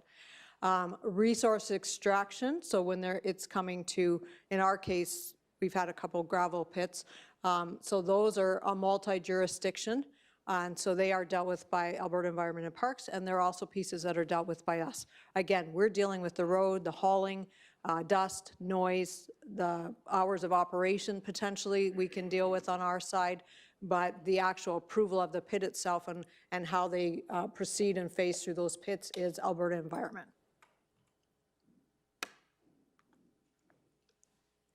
So we've, when it comes to signs, we have quite a chunk of our land use bylaw dedicated to signs. So we had right underneath signs, we had failure to obtain a development permit for a sign will result in a fine, but that piece has already been included under penalties and under the master rates. So we're just removing that. There's no point in being redundant. Temporary sign section, we did remove one chunk because it was inconsistent with the fact you don't need a development permit for a temporary sign. So there wasn't really stuff that we could say about it. It is defined, so we know what a temporary sign needs to look like, but if you're putting one up for a farm auction or those types of things, there are rules around it, but you don't need a development permit. So we just pulled that section out because it wasn't consistent with the section that you don't need a permit. Projecting signs, we had them where they were only allowed in commercial and industrial districts. We have removed that because we do see a lot of home occupations where they may want to put a sign on their building where their home occupation is, or they may have a little market garden or something like that that's actually on ag lands. And so we've just removed that so they do have the opportunity to do a projecting sign if they want. And similar thought process with what we added. So illuminated freestanding signs may be now considered for a commercial use that's in the ag district, and so, but they may be subject to hours of operation. So just for an example, say a grain elevator wanted to put up a freestanding illuminated sign, they could do that. They are zoned ag, and so we couldn't contemplate that previously, and now we can. And it was the same with the illuminated fascia signs, and again, they can be considered now for commercial use in an ag district. Health and Public Service District. So this was the new district that we created, and we wanted to capture as many uses as we could think of that would fall within this, both the health and public service side. And so you will see the uses that we came up with, and that's what's been incorporated into this district, and it's been attached, I believe, in your package too for everyone to go through. I wanted to bring up, when we looked at creating this district, this was a trigger for us to look at properties that were currently sitting on agricultural lands, but the use was not agriculture in nature. And so we have done a review, and that is not uncommon to do. We've done that a few times throughout the years when we've added new districts. Originally, when we added the recreation district, we did go through and we did a blanket rezoning of some of the private campgrounds that were there. We missed some other ones, which we are going to talk about today. But it is an opportunity to do some cleanup and to align some uses with the appropriate district. All of these properties that we're talking about today do have development permits. They were granted permits under the use that they were doing in that district at the time. They just are what we call now legal non-conforming because it's really not an agricultural use. We identified a lot of these, and we did bring them to council, and you guys had a list that we kind of went through. So landowners, when we do this, and it's in relation to a land use bylaw, what we did is we contacted the landowners to see whether they wanted to participate and have their lands considered as part of this capturing of uses. And so they could choose to be part or not, and we had some that chose not to, and we had some that chose to. There is no changing of anything that is currently there. So if they wanted to expand their use or they wanted to add on to that, they would still need a development permit process. We're not changing anything regarding that. It's just aligning them into the most appropriate district. So that's all this process has been doing. So we have a few, and I'm going to walk through. Now, we did have one landowner take his lands out of consideration, and so letters that we received that were specific to that, we've removed from the package as well. So we'll just walk through the lands that we are considering. So in Swalwell, currently the community hall and the baseball diamond are zoned hamlet residential. And just to give you an idea what that would mean is if the community hall would want to do something and they want to put an addition on, they wouldn't be allowed under the hamlet residential district. They would have to rezone to a different district in order for us to be able to issue a development permit. And so that was the challenge for a lot of these properties. And so we are recommending, and the same with Huxley, currently the curling rink, the community hall, and the baseball diamond are zoned hamlet residential. And so we're proposing to have these properties redesignated to hamlet commercial so that it better aligns with the existing use that is happening there, and that way development permits and everything fall under the appropriate district. So these are the ones that we're dealing with in hamlets. In the health and public service district, we have several. So the ambulance hall, Kneehill County office itself, the medical clinic, Westview Care Community, and Boyd's Alternative Health and Financial Services. So all of these existing uses would fall within the newly created health and public service district. And as I said before, any new developments or expansions to these uses would still be required to go through the development permit process. There's nothing changing on that end. And so administration is proposing that these are all rezoned to the Health and Public Service District. We have one that we are looking at that should be zoned industrial. So what was previously known as the Wimborne Gas Plant and is now Vantage Point Resources, that's been zoned agriculture forever, and obviously it's not an agricultural use and hasn't been since the 60s. So we are proposing to have that rezoned to the industrial district. And again, as we've said, all these landowners are have agreed to go through this process, and all their adjacent landowners were notified as part of this process so they could provide comment. We have several recreational properties. So Keevers Lake Campground, which we've had since 1961. Swalwell Dam and Campground we've had since 1964. Brackeneers, 1998. And then there's pieces of Horseshoe Canyon.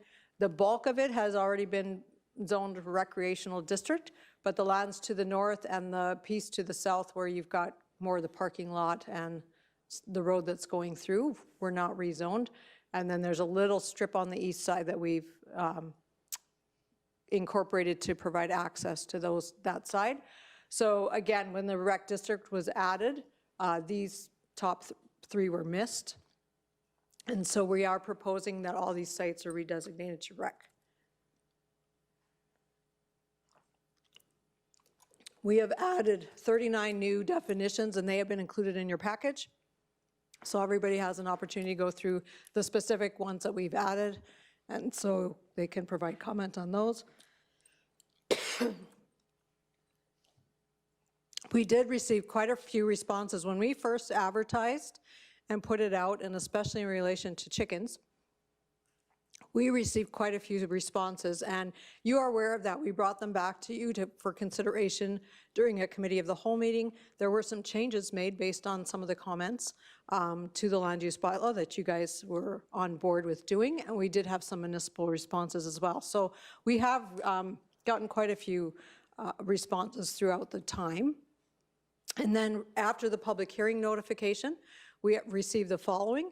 So the ones under other comments, again, they are in opposition to a specific thing in the land use bylaw. So we will read them under the opposition side, but I just wanted to clarify that I think for the most part, they would fall there. And then, but it's not the land use bylaw as a whole, it's basically just a specific item in the land use bylaw. So we will go through that list when it's appropriate. And then if there's any questions.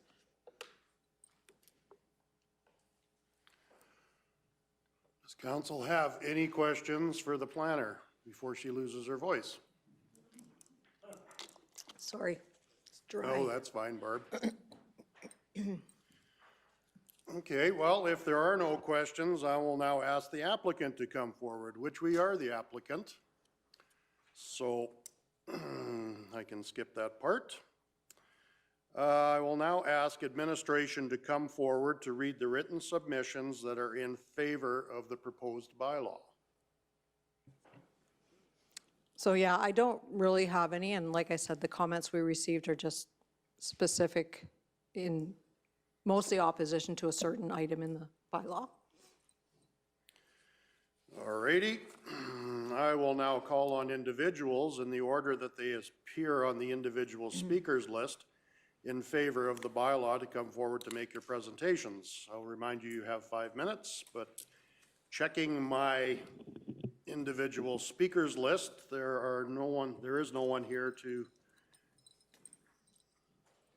speak to that. And there's also no one here as a group to speak to being in favor of bylaw 1808. I will now call on administration to come forward to read the written submissions that are in opposition to the proposed bylaw. Okay. Anytime you're ready, Barb. Okay, and again, these letters are in your package, so you do have copies of those as well. So the first one I'm going to read is from Peter and Jennifer Brackenier. So my name is Peter Brackenier. My wife Jennifer and I are the owners of the west half of Section 20, Township 31, Range 23 west of 4. Our land surrounds Brackenier's campground.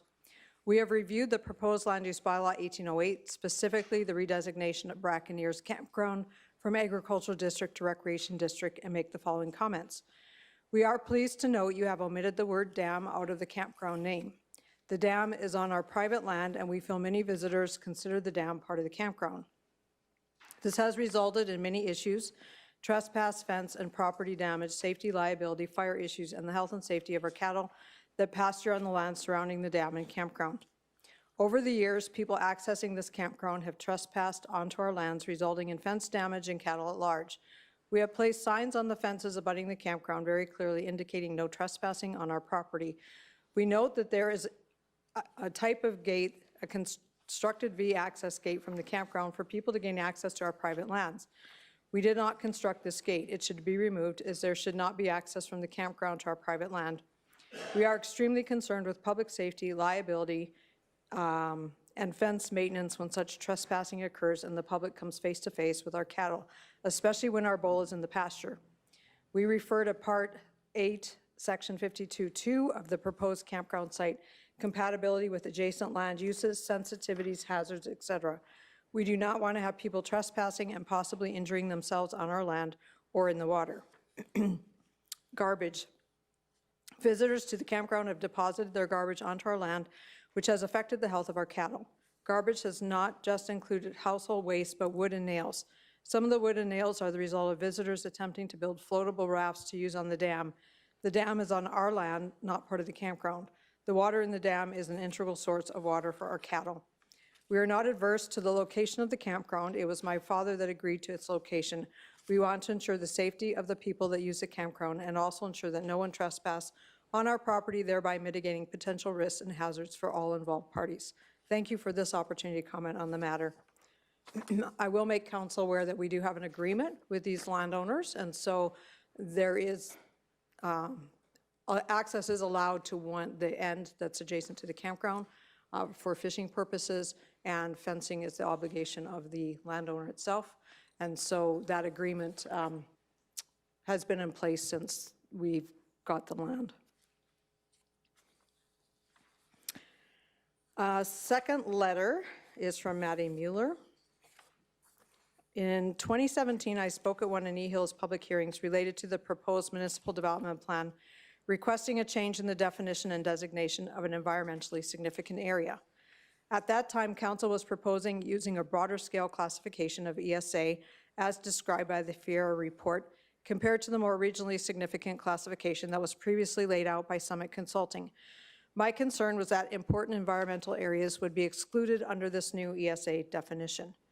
Under this new bylaw, 1808, I believe that the current ESA definition, though it is not one of the proposed amendments, should be changed to reflect the regionally specific criteria as outlined by Summit Consulting in 2010, which contained a total of 12 criteria options. See page 3 and 4 for comparison of Summit Consulting's and the FIERA report's criteria. According to Land Use Bylaw 1808, Kneehill County's current definition of an ESA is an area considered to have environmental features of importance to Kneehill County as defined by the province and as amended from time to time. Other than being extremely vague and open-ended, this definition may be considered contradictory in that environmental features of importance to Kneehill County might not be of importance to the province, as I have argued previously. Additionally, I find the phrasing as amended from time to time worrisome in that a formally classified ESA could be changed as needed. Definitions should be robust, well-grounded, and constant, not amended from time to time. As such, I recommend that Kneehill County amend Land Use Bylaw 1808 to adopt an appropriate definition of an environmentally significant area. I would further recommend adopting a definition similar to Wheatland County's definition of an ESA. Areas which perform a vital environmental, ecological, or hydrogeological function, such as aquifer recharge. Areas which contain a unique geological or physiographic feature. Area which contains significant rare or endangered species. Areas which are unique habitats with limited representation in the region, or a small remnant of once large habitats which have virtually disappeared. Areas which contain large and relatively undisturbed habitats and provide shelter habitat for species which are intolerant of human disturbance as determined by studies prepared by a qualified professional. Areas which contain plants, animals, or landforms which are unusual or of regional, provincial, or national significance, and/or areas which provide an important linking function and permit the movement of wildlife over considerable distance. I believe this definition more specifically outlines what an ESA really is and leaves less room for ambiguity and confusion. Thank you for taking the time to read through this letter, and I earnestly hope Council will address my comments concerning Land Use Bylaw 1808. Next letter is Laura Lee Matchell Cunningham, Ken and Max Cunningham as well. We are in opposition to the deletion of the section previously 5, in no way may a solar energy system with ground-mounted array project unduly interfere or affect the enjoyment or value of neighboring parcels. In the Kneehill County Notice of Public Hearing for Bylaw 1808, it states, since that land use bylaw should coincide with the strategic plan, this was also an opportunity for Council to ensure this land use bylaw is in fact a reflection of this Council's vision for our county. In Kneehill County's strategic plan from 2019 to 22, key point 4 states, ensuring communication and engagement. Improved communication and more diversity in communication approaches with residents is central to improving engagement with the community and hearing from the silent majority.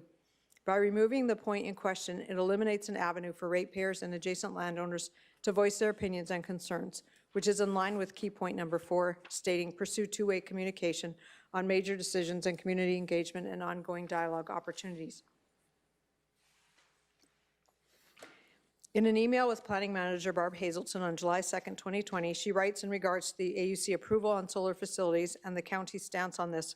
A municipality's role in these permits is to look after the interests of the municipality without overstepping into the areas considered by the AUC. We have to be perceived as being reasonable and consistent with the AUC decision, or it can be appealed. While we are not obligated to grant the extension, we do need a valid reason to do so, as it may be considered by the applicant to be inconsistent with the decision of the AUC and may become an appealable point. In an email exchange in regards to this subject with the planning manager on August 24th, 2020, it is noted by Barb Hazelton in the current bylaw 1773, section 65.5, it includes a clause that says, in no way may a solar energy system with a ground-mounted array or project unduly interfere or affect the enjoyment or value of neighboring parcels. After going through this project and getting both the legal opinion and clarification from the AUC, we have intentionally removed this clause because we really don't have the ability to enforce this. While we understand that there are directives in the Municipal Government Act, and these emails comment to development permits and extensions, it appears that the process of approvals in regards to solar facilities is an ongoing newer entity that requires further review. In a conversation with an AUC representative on July 10th, 2020, it was expressed that the county could indeed deny projects such as solar energy system if they felt it was detrimental to their ratepayers and adjacent landowners, of course with the chance that the decision could be appealed.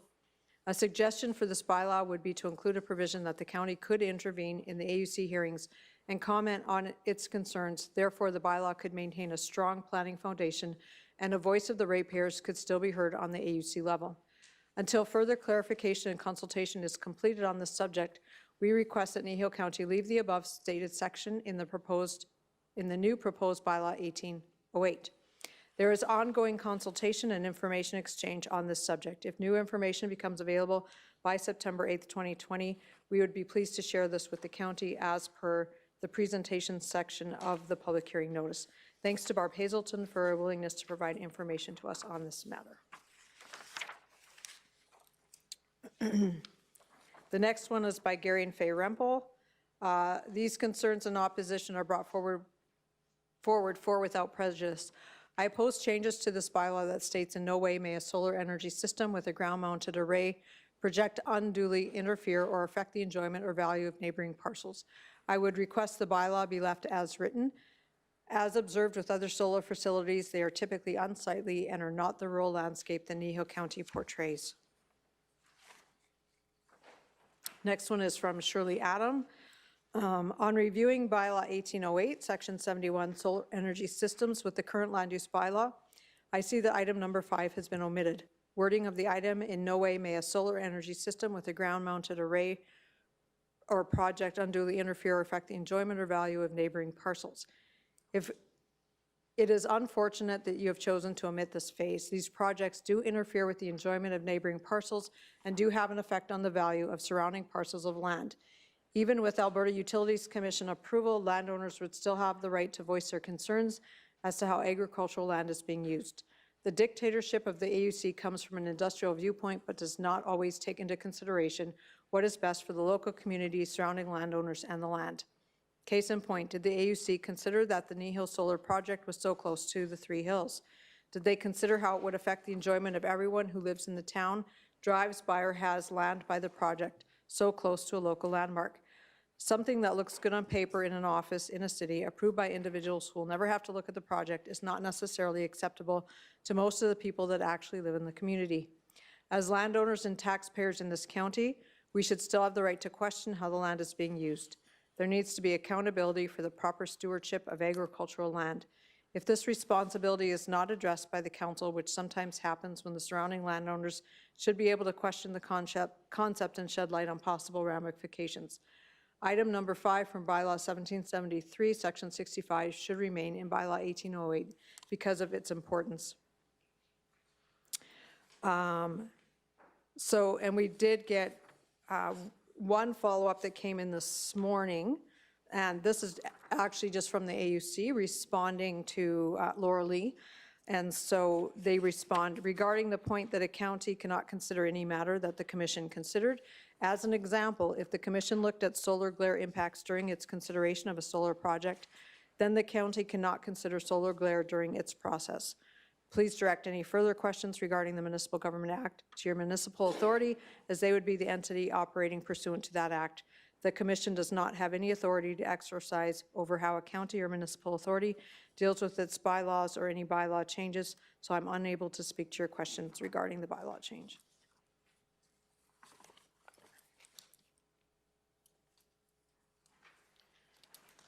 I take it that brings you to the end?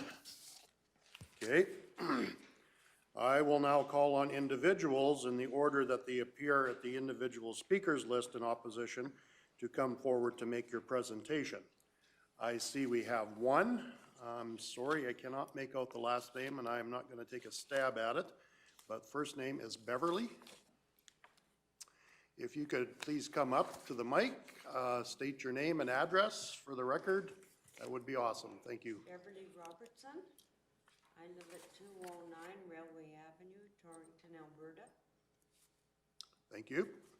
Okay, I have a trailer which is normally gone in the summer when I work. I got a letter from the county because somebody said it was being lived in permanently. And I had 2 trailers. One was sold. This one is mine. I take it to work in the summer when I work with the engineering outfits. In the fall, or when I'm home, if my kids come to visit me, yes, they sleep in it. In the winter, I go out there and I make quilts. So I don't see why, when I have company come, I can only be told they can only stay in there for 14 days, or I have to move my trailer out of the yard.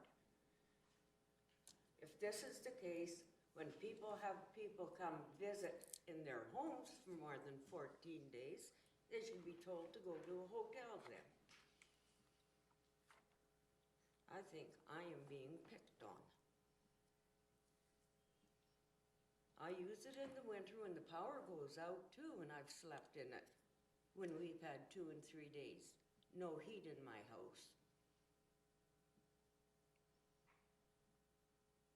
So I think this bylaw of telling people how long they can stay in a holiday trailer if they have to is wrong. In my own yard that I own, I pay my taxes on. And that is all I have to say. Okay, thank you, Ms. Robertson. Are there any questions from council for Ms. Robertson?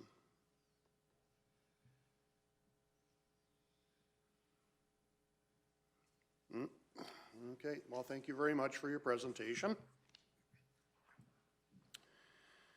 I will now call on individuals that are on the group speakers list in opposition to bylaw 1808 to come forward to make a presentation. I have no group speakers on the list, so move on to the next item, and that now is, I will now ask one final time if there is anyone else present who wishes to speak in support or opposition of the proposed bylaw. I did see, yes. If you would like to come forward to the mic, state your name and address. Pat Carney, RR2 Three Hills, Township 3122. I'm basically going to say the same thing I said in 2017. There is a piece of land just outside of Calgary on 36th Street. I drove out there in 2017, and it was all developed, but nothing on it. And it was about a quarter section of land, all stripped and cleared. And I went back a year later, and I was amazed because there was new houses on it.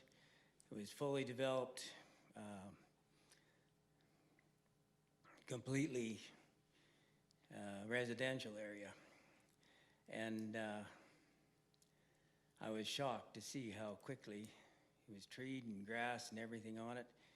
And so, bringing up to today, there's 2 quarters of land right next to us have sold for $900,000. And I would ask council to keep that in mind when you start looking at some of these situations, that it's nearly impossible for a young farmer to buy land anymore. And if they do, it's going to take them a lifetime to pay for it. And I just get upset when I see a whole quarter of land being taken up for something industrial, which really doesn't need to be there. I phoned ATCO a couple of years ago regarding this proposed site for solar, and I said, why don't you put it on unproductive land like an alkali site or something like that? And they said, we can't do that, we'll disrupt the natural habitat of that area. And I think it's just foolishness when an industrial site comes in place and they do take no consideration to the farming community in the area, which supplies a good lot of the money to the county for taxes. And so I'm asking you to consider this in your approval or disapproval, however you're going to look at it, with this solar site and maybe other things that are coming up down the road. Keep in mind that there's a generation of farmers that are coming up that may never be able to afford land. And the reason why I'm saying that is we're in the process of buying a quarter of land ourselves right across the property line from us. And it's going to take other land to pay for it. Whereas it used to be, you bought land believing that you would produce enough on the land to pay for itself. And so I'm just asking you to seriously consider, who are you, what side are you on when it comes to further development in the county? Is it for farmers or is it for tax money that you can get off somebody else? And I think this needs to be at the top of the list in your decision-making with regarding to these new industrial sites. Thank you, bye. Okay, thank you. Does council have any questions for the previous presenter?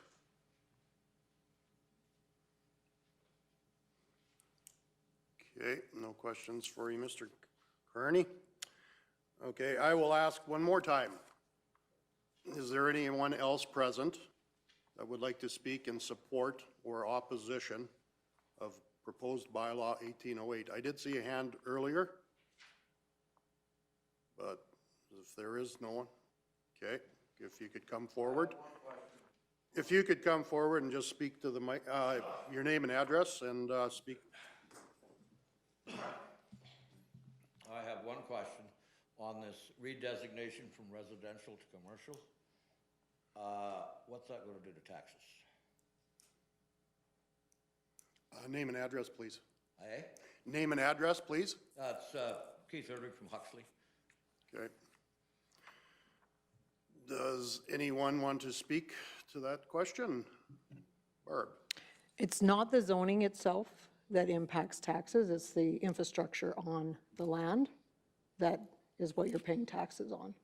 So changing it to commercial doesn't impact. It's not going to have an impact? No. Okay, that's all No. I want to know. Yep. Thank you. Okay, thank you for your question.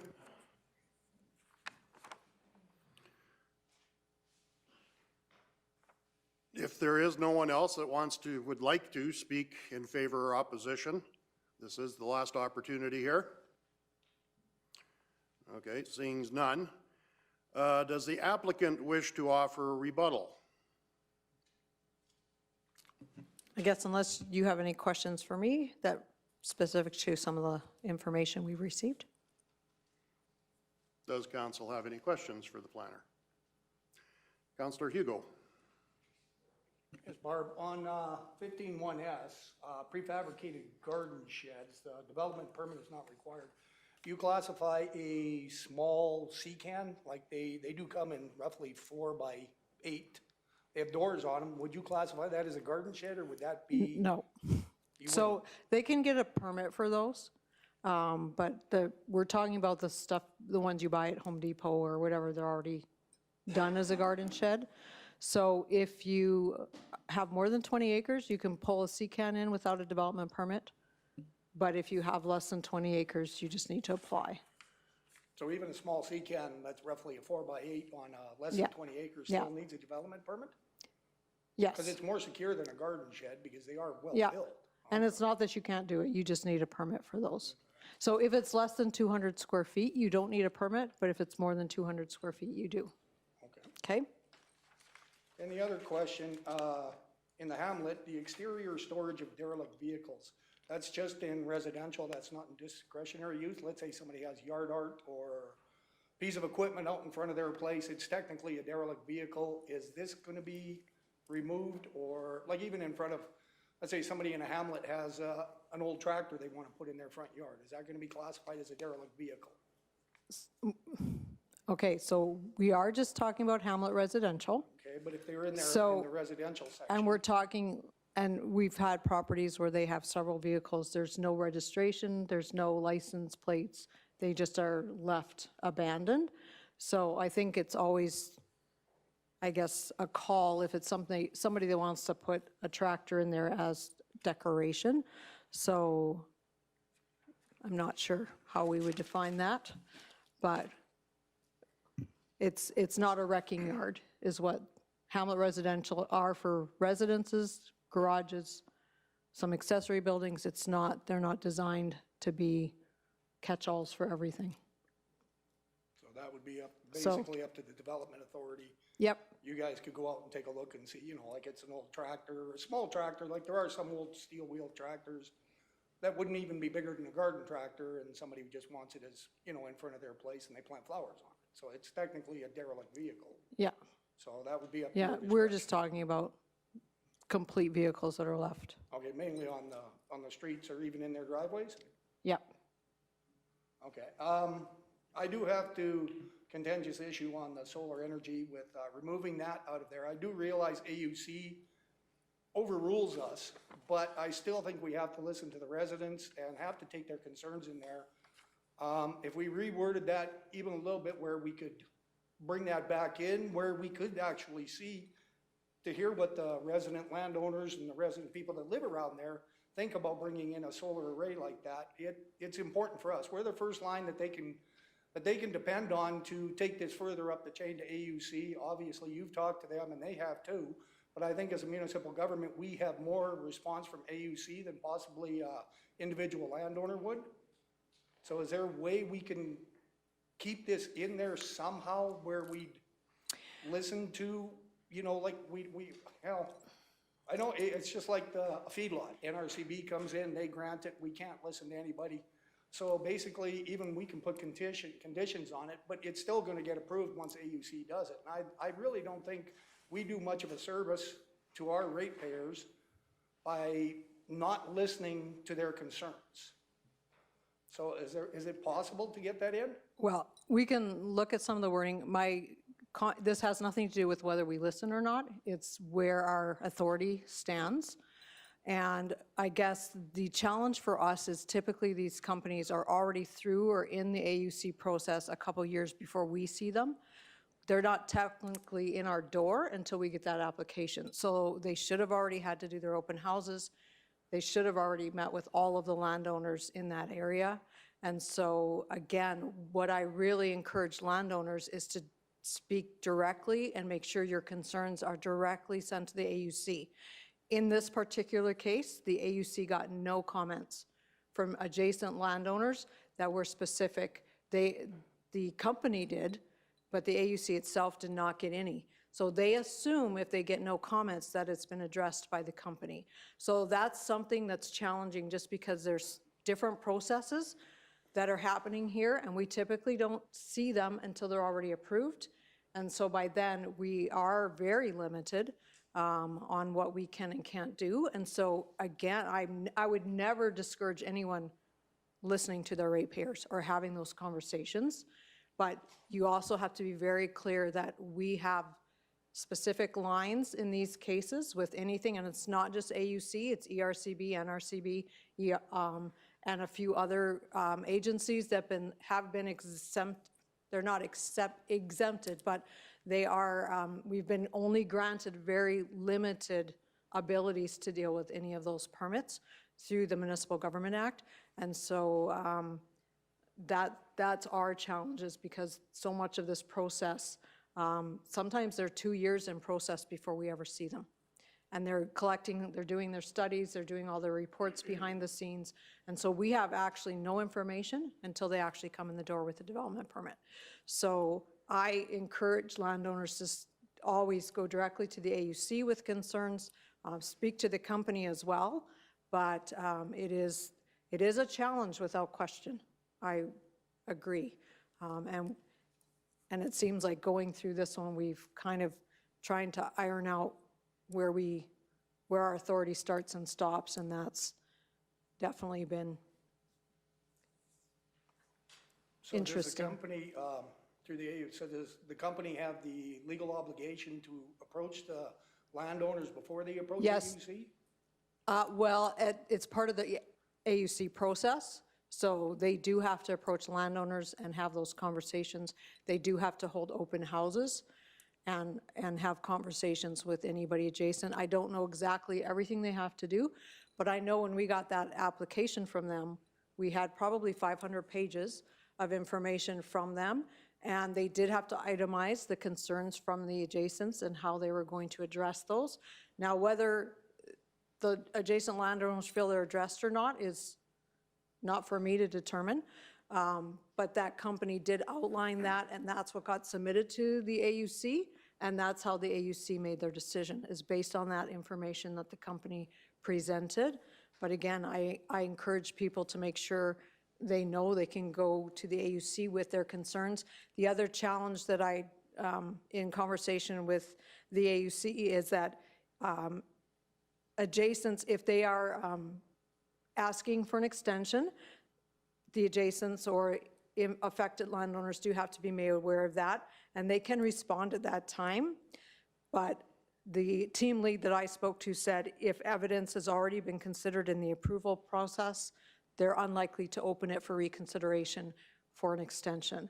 And they can grant, there is no limit on extensions, so we're not done with this if they don't have a shovel in the ground. I expect that they will be back again, and that's not how our processes work, but that is the AUC process and how that works. However, having said that, they do have to be current on a lot of things when they apply for those extensions. So there's a lot of information that they have to make sure it's updated, their noise abatement, their species information, whether or not there's been new development, all of those things. The noise, my understanding, is cumulative, so if something new has come to the neighborhood, that now has to be factored in, and their noise levels will still have to be lower. Any changes to the application itself, one of the questions I was asked was, when they applied, they were stationary panels. If they go to tracking panels, they have to go back through AUC to do that. And again, my understanding is the landowners would be notified of that change. And so there are opportunities that they can take, and like I said, I did talk to one of the team leads, and she actually wasn't aware of our legislation when I talked to her initially, and so I made her aware of some of our challenges, so I know she was gonna go look some of that up. So yeah, I mean, as I said, we are very limited, and we can't say no because we think it's going to bother someone. That's something the AUC should be considering in their application, and then maybe adding conditions that can help address that. So. Yeah, and I think we all know how usually, provincial government, Yeah. It's industrial, looks good, yeah, it's green, we'll do whatever we have to bring Yeah. this in with no consideration for anybody who lives in the area or who even enjoys the area. Yeah. Okay. No, it Next is- question is on this new health. What is personal services? Like, you've got that in your big circle in the middle. Yep, and there's, I see, so on the personal services, everything else around it in the smaller circle is what you classify as personal services, or? the circles are just for fun. They don't they're mean just for fun anything for by you. size. Oh, okay. Sorry, I that's- understand. Okay, so if anybody who, It is defined, so Jim, it's in the definitions, what a personal service facility is. oh, it is, okay. Yep, so it's one of the new definitions that we incorporated. So it is a provision of service to individuals on a commercial basis and includes but is not limited to such services as photographers, travel agencies, beauty salons, dry cleaners, massage services, spas, including their associated offices. This does not include medical or health-related services or cannabis retail or cannabis accessory services. So that's the definition for personal service facility. So when someone applies for this, we still go through where we will have an open house and and the neighbors will be able. Not an open house, but if it's a discretionary use, then the neighbors get notified and it comes to the planning commission for approval. So it would follow the normal process of any of our districts.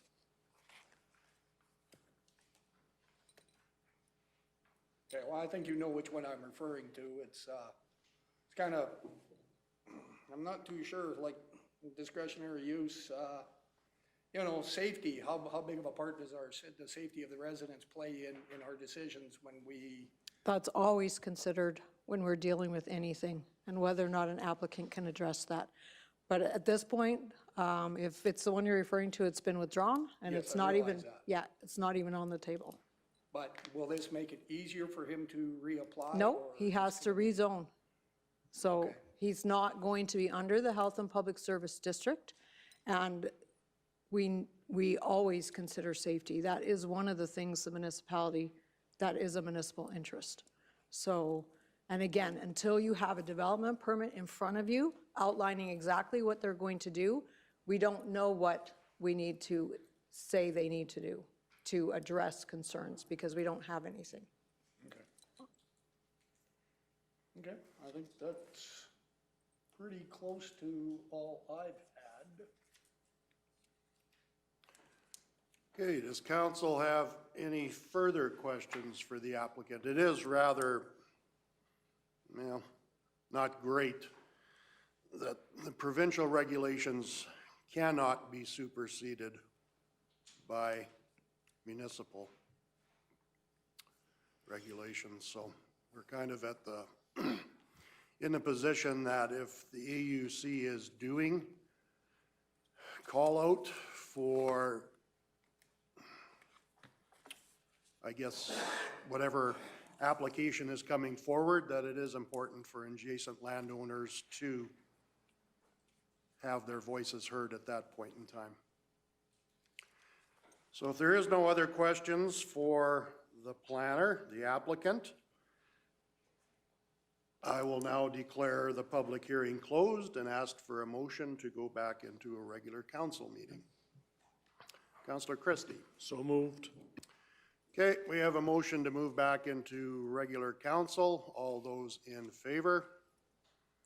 That is carried unanimously. Thank you. We will deal with this later on in our agenda, but for now, we will go into a recess. Thank you, everyone, for coming.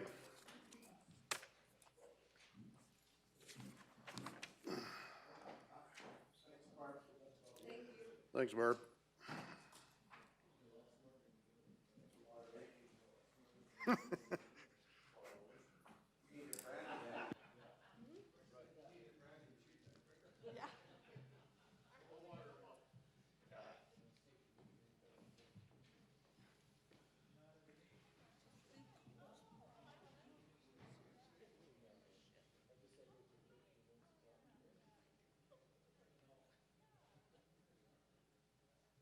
If you look at that solar farm over there at Innisfail, right by the golf course,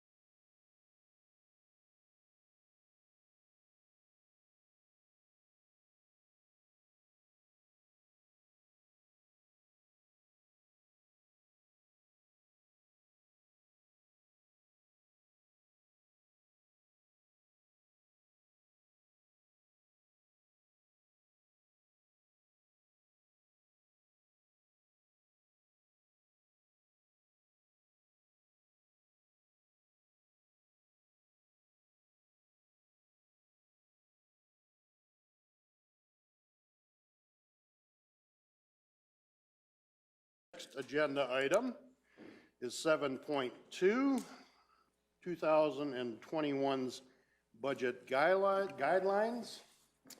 Welcome back, Mr. McKinnon, and anytime you're ready. And sorry for the short break. Through the Reeve, attached are the proposed 2021 budget guidelines, and as council is very well aware, now we're required under the Municipal Government Act to do multi-year budgeting in the sense that the operating budget has to be adopted annually by council, but a 3-year forecast also has to be provided. And that's 3 years out, not including the current year. So for instance, when we're doing the 2021 budget, we'll have to do a forecast for the 22, 23, and 24 budget years. Again, those are just forecasts. Council is not adopting them per se or approving them. Annually, the budget would still be dealt with at council, and similar to the capital budget, but on the capital budget, the outlook is 5 years. So given the circumstances where we are from a financial perspective and the uncertainty of the world going forward, this year we've done a more formal presentation of the guidelines, and they're before you in this report. In terms of an executive summary, through the operating and capital budget guidelines and adoption, council sets aside the physical resources and financial resources to achieve the priorities of council and to provide the services in a multitude of areas. Annually, the operating budgets and capital budgets follow a similar sort of cycle. There's preparation, there's a review, there's approval, and there's a communication process. And throughout the year, council does receive compliance reports or monitoring reports dealing with both the operating and capital budgets. Overall, staff are recommending the council continue its management and stewardship of funds in a prudent way as it's done in the past. These have been predicated on a very rigorous budget presentation, budget deliberations, and the like. But maybe I'll just back up a sense and sort of, even though the budget's not dealt with to the end of the fiscal year, the budget process really started 6 months ago, and it's an ongoing process. Staff have been diligently working on the potential proposals for the 2021 budget, and we've dealt with some core principles and prudent financial processes and successful business processes. But in terms of overall guidelines, it's our belief that council wishes to maintain existing service standards. That doesn't mean issues such as reductions in provincial fundings and the like will have to be impacted, but those will be dealt with during the budget deliberations. Staff and council are striving to improve customer service, to keep tax rates competitive. Just on that note, council is very well aware, but Kneehill County has probably the most competitive tax rates, or one of the most competitive tax rates and tax burdens across the province. Again, we as municipalities operate and deliver our services mainly through infrastructure, our road networks, our sewers, our parking networks. So heavily involved in infrastructure, and as anyone can appreciate, that infrastructure has to be renewed and refreshed in order to deliver the services offered to the ratepayers. Staff and council have identified and will continue to identify numerous efficiencies and incorporate those efficiencies into the budget process. That has resulted in the ability of the county to maintain its expenditures over the last number of years. Over the last 2 or 3 years, the county has not had an expenditure issue, it's had a revenue issue, mainly a result of provincial and changing provincial policies. And that will be shown again when we prepare the 2021 budget in specifics, which I'll get to in a second. And again, there are some rates and fees, and it's appropriate to review those rates and fees in terms of individual policy reports coming to council, but more importantly, to adopt the annual master rates bylaw. The guidelines that are premised are really to achieve the lowest possible tax rate. It would be naive for me to say that council will not have to deal with the spectrum of tax increases, but as an assurance, administration is putting forward guidelines that will ensure that the lowest possible tax rate is achieved given the fiscal circumstances. Again, we will continue to build on that theme that's been current for the last number of years in terms of the budget setting. And what do I mean by that? There's greater focus, not only in 21, but in 2020 and 2019, on fiscal constraint and tightening the budget. This has been accomplished mainly through a number of activities. Most accounts have been frozen at the 2020 level, and likewise for 2021, that is. And likewise, when we prepared and presented the 2020 budget, most accounts were frozen at the expenditure levels of 2019. So again, it just emphasizes the point that there's not an expenditure issue related to the county. It's significant losses on the revenue side that have created fiscal challenges for council. Again, we have strict process to evaluate funding requests. Those happen with the director's vetting stuff before it gets to the senior management team, then vetting, and then the final budget, recommended budget coming to council for council's deliberations. Again, those processes result in a framework which allows council to look at sort of the core functionalities and service levels, but also through the budget deliberation process, ample opportunities for council to review any or all items that are in the budget. Again, just to emphasize that there is no cross-the-board. The days of providing cross-the-board increases where we're going to increase the budgets by 2% because of inflation and the like, we have not managed that way in the county for a number of years. Any items that are in the budget that are cost-driven must be documented and vetted before they get to the final budget presentation. That being said, the overall thrust is to maintain that service level standard and to do it in the most cost-efficient way, resulting in the best tax rate that we can provide to the residents. Like prior years, right now we know there's anticipated major budget pressures. For comparison, I've included in the chart that's in the report the pressures that were there during 2020. Some of those pressures will continue on in future years. So if I could just run through the table quickly, in 2020, council had to deal with a revenue loss of 1.9 million approximately, dealing with provincial policy decisions on the taxation of shallow gas producers in the province. Again, certain municipalities, roughly 15 municipalities in the province, picked up the lion's share, and Kneehill County picked up approximately 10% of the whole provincial hit related to shallow gas in that 1.9 million. In 2020, also the province announced the municipalities, specifically counties, would have to start paying for policing services. You can see there's a multi-year phase-in of that. In 2020 budget, there was a costing of 160,000. By the end of 2024, that will increase to 480,000 in the budget. Just to articulate what the columns are, these are incremental changes in each of those years. So if a number is introduced, that's above and beyond what was in the prior year's budget. That's right. So the impact in 221 on policing would be an additional 80, and in 222, 224, there would be another 240,000 added on, basically doubling it from, by the end of 221, there'll be 240 in the budget. Over the next 2 years, there'll be further cost of 240,000 added.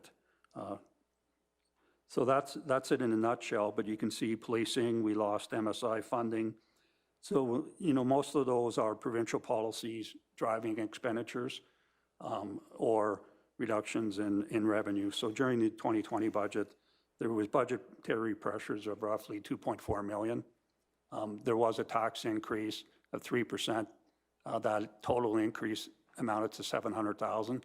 So if you do the math, you can see there was significant restraint by council to deal with that overall pressure, and there wasn't an offsetting tax increase to make up the totality of it. For 2021, there is some major challenges out there, and those have been articulated well by the Reeve and other members of council in various forums, dealing with the implications of the assessment review. And there's a range of impacts, and we're in a wait-and-see game, which makes it very difficult for municipalities to plan and budget when you have numbers of this magnitude that are very significant and will require extensive consultation in terms of how council wishes to deal with it. But it is what it is. So even though the ASB funding announcements have been announced in 2020, obviously council had approved the budget and there is no budgetary impact. There will be a variance created in 2020 because of grants not being received. The first year it will be reflected in the budget will be 2021. And at this point, we're estimating the ASB funding reductions of grant programs will be in the magnitude of roughly $55,000. The assessment review model, again, council is aware of the various scenarios. It has a significant impact on the county's ability to maintain existing service standards and programmings. And that range of potential impacts of revenue losses is in the tune of $3.5 to $7.3 million.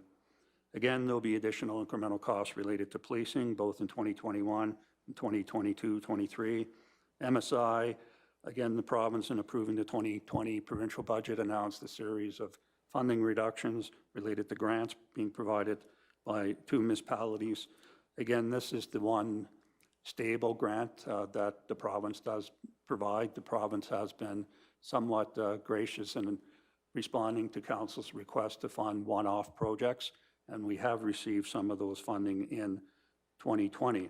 However, they're basically come and apply, and you may get it or you may not get it.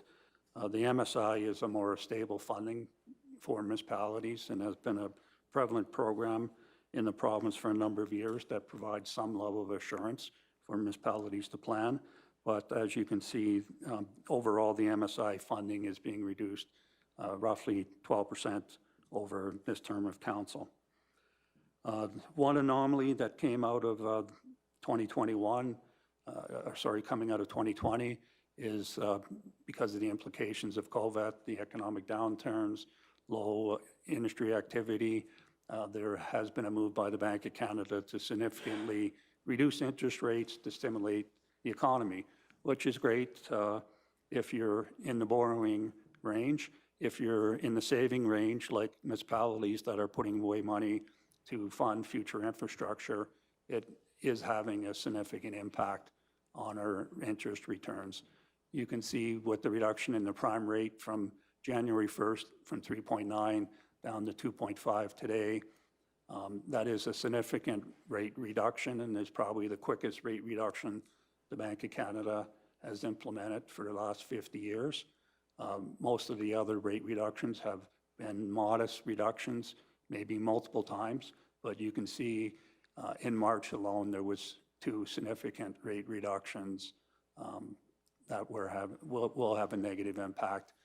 We will not achieve our interest earnings budget for 2020, and we will again suffer in 2021, late into 2022, because interest rates aren't expected to recover until late 2022. So for 2021, we're looking at a reduction in interest earnings of around $400,000, and then an incremental impact in 22, 24 of another $100,000. That is compounded by a couple issues. One, the reduction in rates, and as council, as a short-term strategy to mitigate the reduction in shallow gas, it has meant that less money is going into reserves. So we will be depleting the reserves, and we will be losing money because we don't have the coin in the bank account to invest. So overall, there's significant provincial pressures, assessment model, loss of 12 to 24% of the total county revenue forecasted at this point. Hopefully the province will heed the wisdom of RMA, the Reeve, and members of council to change their stance on that and recognize that municipalities, in my opinion, do provide the core services to the residents, and this will be a major challenge for municipalities to continue service levels at the levels they have, given the loss of revenue. Again, there will be likely in the upcoming provincial budgets further delineation of further cuts to provincial programs to help the province manage the overall fiscal difficulties they're having in their budget. Again, there is significant challenges, as there was in 2020 with the reduction in shallow gas. Even though it was significant challenges, the impacts on the typical household were fairly modest. For a typical hamlet home, the total annual increase in taxes was roughly $10, and the acreage would see an increase of approximately $25. From our perspective, sitting where we are today with the noted pressures, the availability of council to implement modest tax increases in that range will be a significant challenge without other measures being considered. In terms of those further mitigating measures, annually when council deals with the budget, there are a bunch of decision envelopes that for consideration before council. Council always has the option of rejecting or accepting any proposed service initiatives or service enhancements. Council can ask staff to review service reductions and or deferrals. Some of those may or may not have service implications. There have been specific examples, such as changing the grader beats that resulted in basically no change in service levels, but did save money. Council was recently informed of changes in the benefit administration processes that won't result in reduction to implications on reductions that staff currently receive, but will actually save the county roughly $120,000 a year. So those are just one or two examples, and we'll be bringing forward additional examples during the budget deliberations to articulate not only the council but the ratepayers that their concerns are being heard and administration is addressing them. Maybe not at the rate that some people would like to see, but again, council constantly has an issue of balancing service demands with tax increases and rate implications and reserves, and that's the purview of council. So we will be incorporating and dealing with efficiencies and cost savings. We'll be looking at the base budget specifically, what's core in the base, how we can manage the base in a better way, and specifically dealing with, we will still be bringing to council items that have been driven through community requests, community demands, and the like, and our other initiatives that have been requested to council. So we're not going to bury these and not bring them to council. We'll still bring the information to council, and it will be up to council to deal with those in its budget deliberations.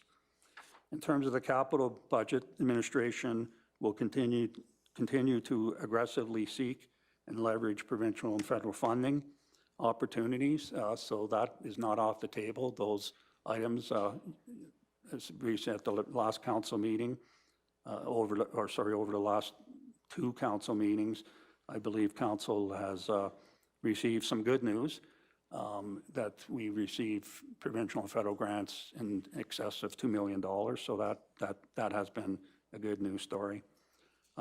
When I have a captured audience here in terms of council, I'd just like to reiterate the issues of how we should balance the financial and expenditure pressures compared to the typical consumer price index. You know, the good thing is the consumer price index has been mitigated significantly. Again, the consumer price index, is to refresh council's information on this, is not a good measure as it relates to municipalities. The consumer price index deals with a basket of goods such as the cost of maintaining your home, the cost of heating, the cost of food.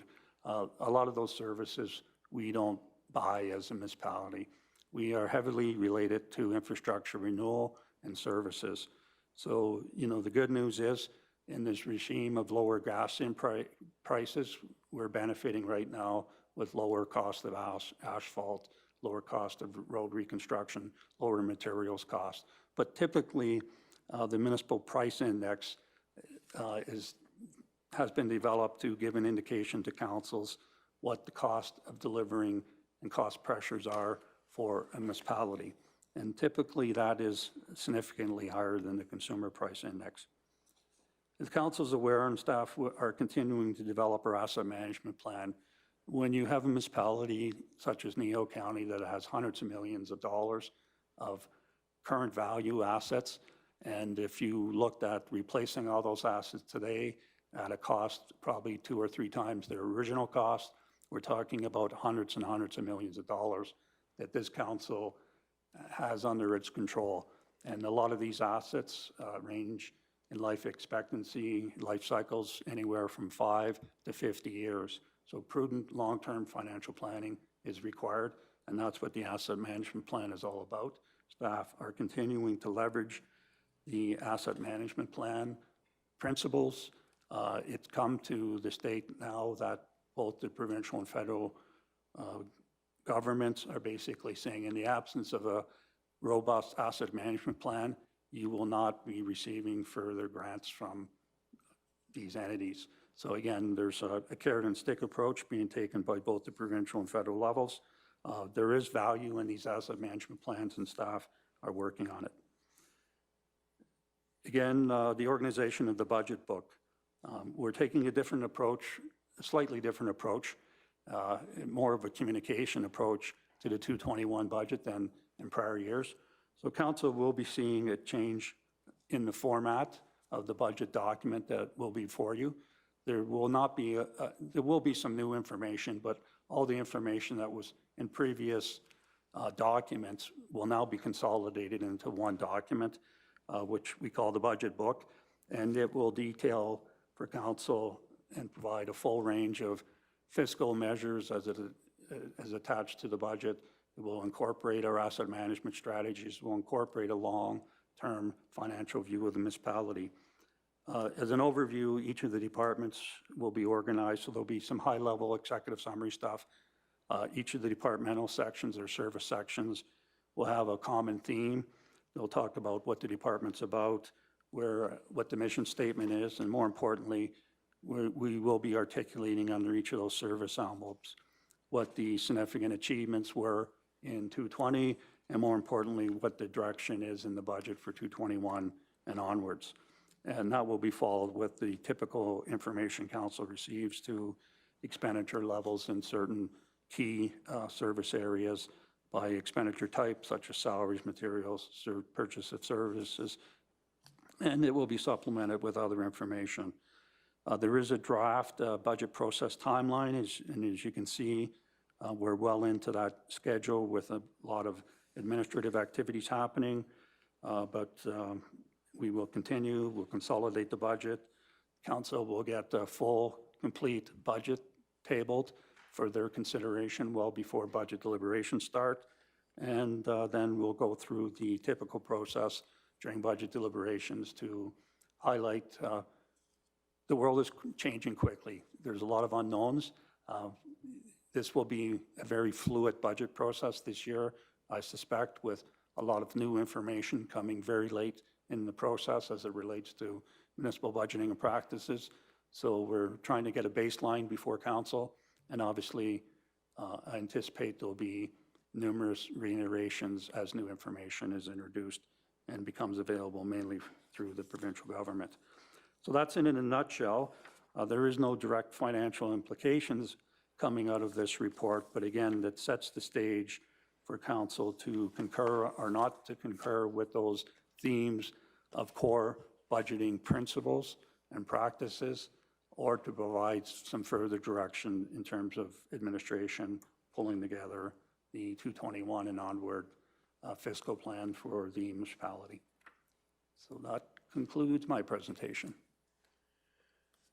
Well, thank you, Mr. McKinnon. At least it wasn't full of bad news yet. Does council have any questions, concerns, comments for Mr. McKinnon? There's just have a comment. I'm just looking forward to how you're going to present it to us. It sounds like it's, with the 4 set areas, I think it's going to be well presented to us, so I'm looking forward to it.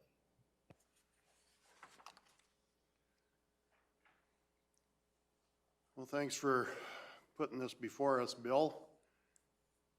It's comforting to know that you've got a handle on it. It's uncomfortable not knowing what we're going to do.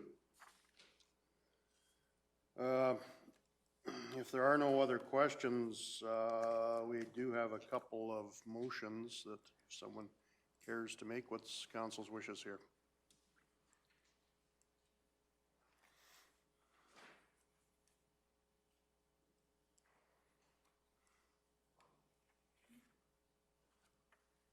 Councillor Penner. Go ahead and make the motion that the 2021 operating and capital budget and the 2022 and 26 operating and capital budget forecasts be prepared in accordance with this guideline principles as we've just discussed. Okay, thank you. Is there any discussion to the motion? Okay, I don't believe there is either, so call the question. All those in favor? That is carried unanimously. And what about the timetable? Councillor King. I guess first a comment, just again to say thanks, Bill, to you and staff for the work you do. I appreciate it. And in spite of the obstacles, you keep bringing us good information, so thank you. And I will make the motion that the preliminary 2021 budget timetable be received for information as been detailed in this report. Okay, thank you. We have a motion for the budget timetable to be received as detailed in this report. Is there any discussion to that motion? That looks like an awful lot of work in a short length of time. What you're proposing is possible?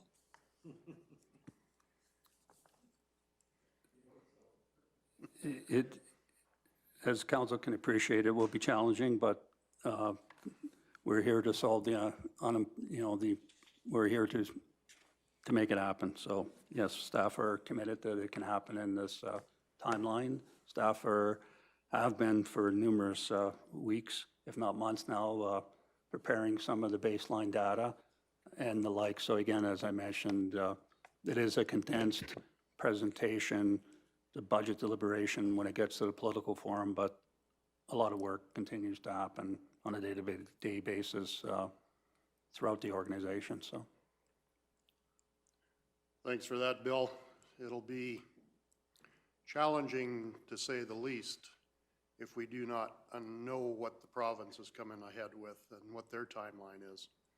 But we hope that we'll get some sort of an indication, maybe some good news from the province. Okay, so we have a motion before us to receive for information. All those in favor? That is carried unanimously. Thank you very much. Our next agenda item is 9.1, Seniors Outreach. And is that you, Mr. Hogan? It is. So through you, Mr. Reeve, to council, the item before you, there is an attached letter from Seniors Outreach requesting the attendance of the Reeve or a member of council to their annual general meeting, with the added request that the delegate provide some words of greeting on behalf of Kneehill County. As per council policy, these types of things need to be authorized by council, so we're bringing that forward to you for your consideration. Thanks, Mike. What's council's wishes? Deputy Reeve McGee. I'd like to make the motion to authorize the attendance of the Reeve or alternate to attend the Seniors Outreach Annual General Meeting being held at the Three Hills Bethel Evangelical Missionary Church Gymnasium on September 16th at 10 a.m. Well, right now I'm available, but we will see how that works out into the future here. If I'm not, I will certainly give a heads up with as much timeline as I can give. So we have a motion before us for the reeve or alternate to attend. Is there any discussion to that motion?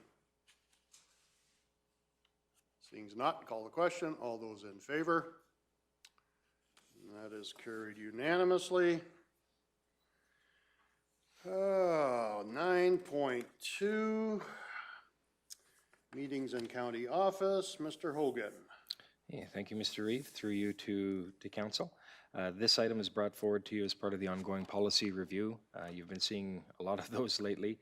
We have put a review schedule into place to go over the 4-year term of a council to make it through all of our policies. So we are embarking on that, and this is a step in that process. The policy 11.4 that's in front of you is a philosophical shift from its previous version. So other ones that you've seen where they had grammatical updates, they had changes to reference proper legislation, those sorts of things. This one in front of you is a bit of a philosophical shift. So we're also looking for council's feedback on that. The current policy as it is essentially says that the meeting rooms within the county office, or at least those in the foyer, this room, council's lounge, are not open to other public meetings and venues. We're recommending that we open those up with some conditions. And like I said, that represents a philosophical shift, so that's what we're looking for council's feedback on as to whether you want to entertain that or not. What we're looking at is that during the day, obviously, county business would always take precedent over anything else. And outside of that the rooms would be open providing that a member of county staff was here. And so that would be, again, to make sure that the equipment was looked after or things didn't go walking out, those types of issues and concerns that come up. So what we'd look to do is that if the group had a county staff member that was a part of them or could arrange for a county staff member to be here while their meeting was going on, that they would be able to utilize the meeting space that we have within the building for broader public uses beyond just the business of the county. This would just be a service that the county provided. The other one that we've added in is a clause indicating that the CAO or designate can also restrict public use or reduce room capacity numbers to public access meeting rooms when necessary, such as during a pandemic. So even if council put this policy through, we likely wouldn't be looking to host a bunch of meetings in this room in the middle of a pandemic. As things open up, of course that changes. So there is a little bit of delegation in there in terms of allowing staff to make that call.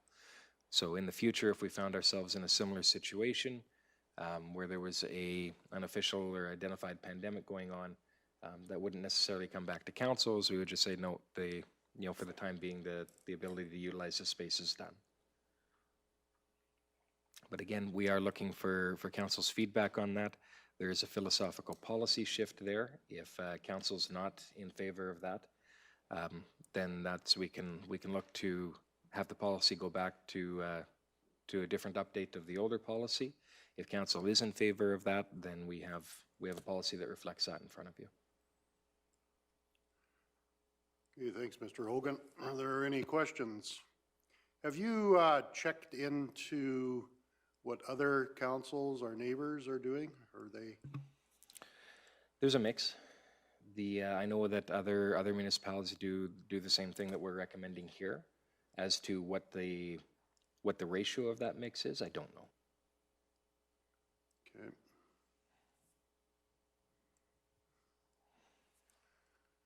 Councillor King. Have we given any thought to the potential to be seen as being in competition with other commercially available meeting spaces? And have we given any thought as to what we might do to not be perceived as taking away revenue from other groups? Yeah, it is a concern if entities are able to utilize these meeting spaces. What we'd be looking at is largely for those meetings. I guess I'm looking at them as as the not-for-profits, socials, you know, we're not looking to rent out conference or meeting space to industry or those types of groups. But the item you bring up, Councillor King, is a valid concern, is if there are these meetings that are going on in other places and they're paying for that, we might be taking part of that away.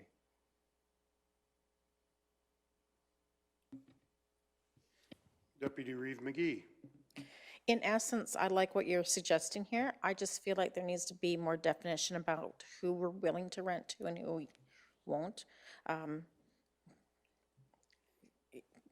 There needs to be some criteria of what makes you eligible or not eligible in my mind, because there's some interesting groups out there that think they would have a right to it that maybe isn't comfortable for us.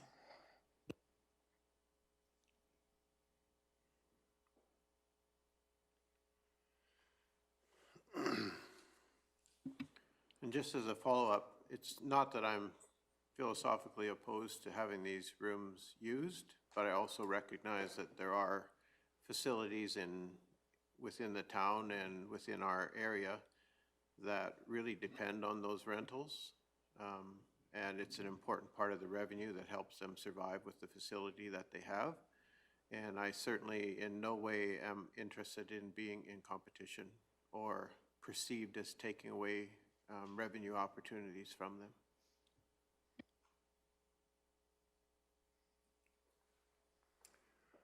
I would tend to agree with Councillor King, and I do have a bit of a concern on renting, not renting because we're doing it gratis, but using council chambers as a meeting room. We do have other meeting rooms that are within the county building. Even one next door here has the capability for conferencing, video conferencing. But that's just my comfort level.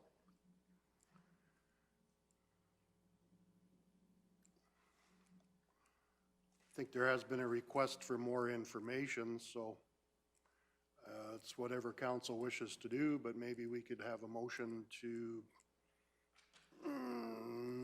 bring back further information, or what's council's thoughts?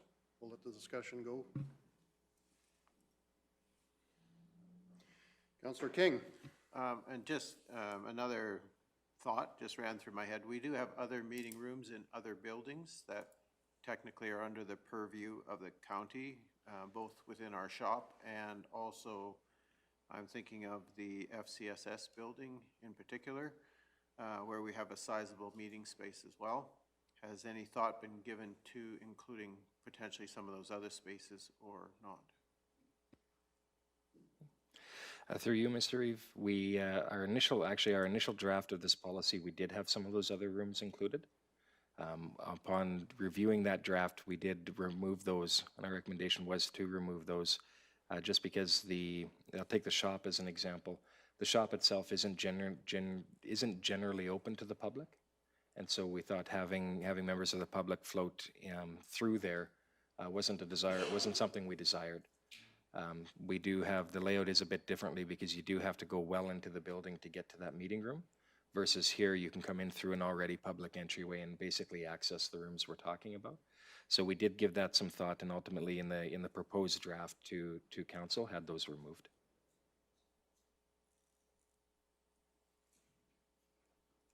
Councillor Keever. Our old CAO was very emphatic that this particular room was to be sacred ground. It was to be used for nothing but council meetings.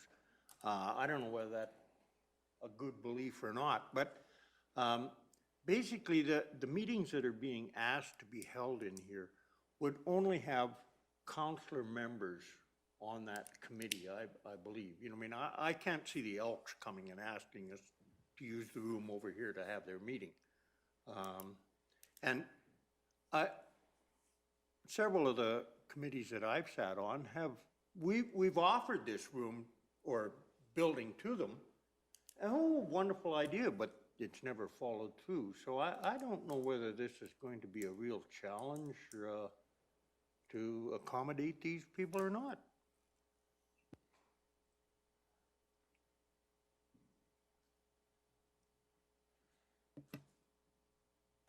Counselor Penner? I'm kind of against this one.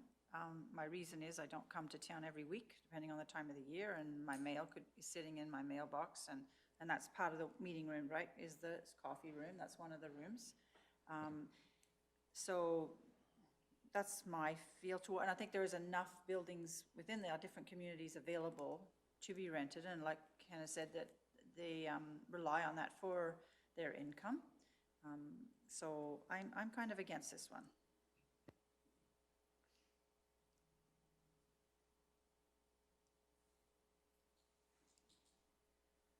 Any other comments, concerns? Oh, Counselor Christie. I guess one of my concerns, the seed plant used to meet in the old chambers when this building was built. They were turned away, and the town of Three Hills said, well, keep using the meeting room you've been using. It's ag-related and somewhat community-owned, so I don't know whether that definition can be in there, that it's basically a county-run society group should have access. I don't know.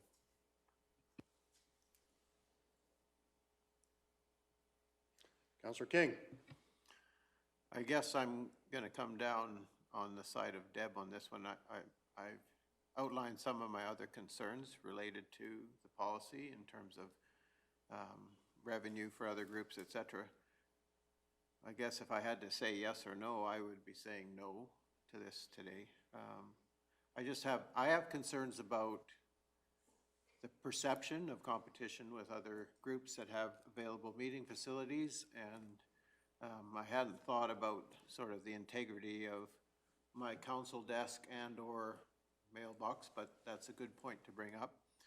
The assumption would be, like Councillor Keever has indicated, that it would likely be a fair number of other councillors and or community people that would be involved and therefore trustworthy, but at the same time, I guess I am a little bit uncomfortable with the whole concept, so. Counselor Keever? Is a board meeting of a committee that we sit on, is that open to the public, or is it only for the board members?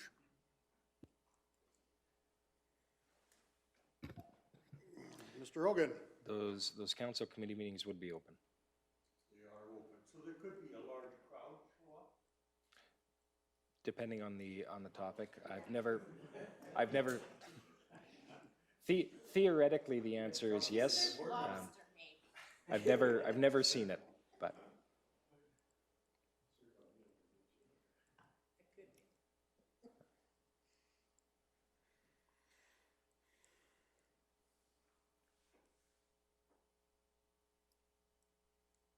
Well, what do you think? Deputy Reeve McGee? I was hesitant to say, but my first reaction when I first read this was, again, a little bit selfish, saying, hey, you know, what space do we as councillor have where we can put our stuff and feel confident that it's our stuff, left to be our stuff? And not that I need prestige or anything, but I do think it's fair to have a bit of a workspace that is feeling confident in being personal for what I need in order to do my job. So I kind of liked the idea of keeping council chambers specifically simply for council business.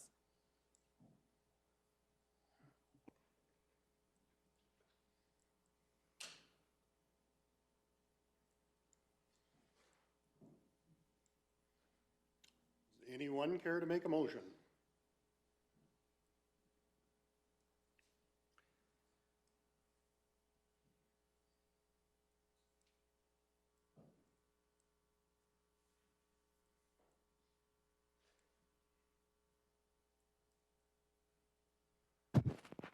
Councillor King? I don't know if it's a motion so much as maybe a suggestion that administration take this policy back based on the comments made by council today and maybe amend or review it and then bring it back to us, maybe more clarified in terms of what the intent might be. Is that reasonable? I would take that as a motion. Okay, so made then. And I will wait for that to come up on screen.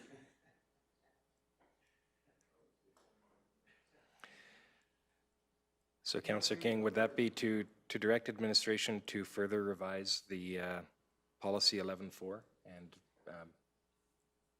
bring that back to council at the next council meeting for further discussion?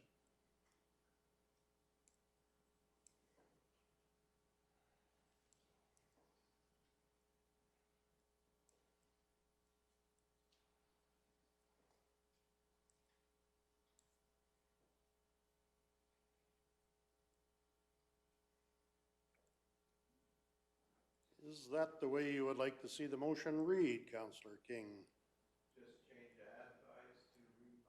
Yep.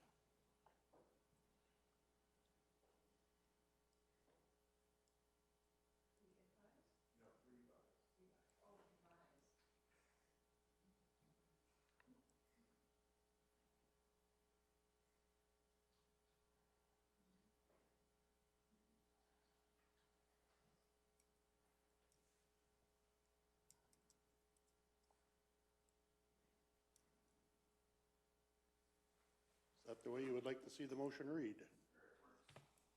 All righty. We have a motion before us as printed on screen. Is there any discussion to that motion prior to the question? Seeing as not, call the question. All those in favor? And that is carried unanimously.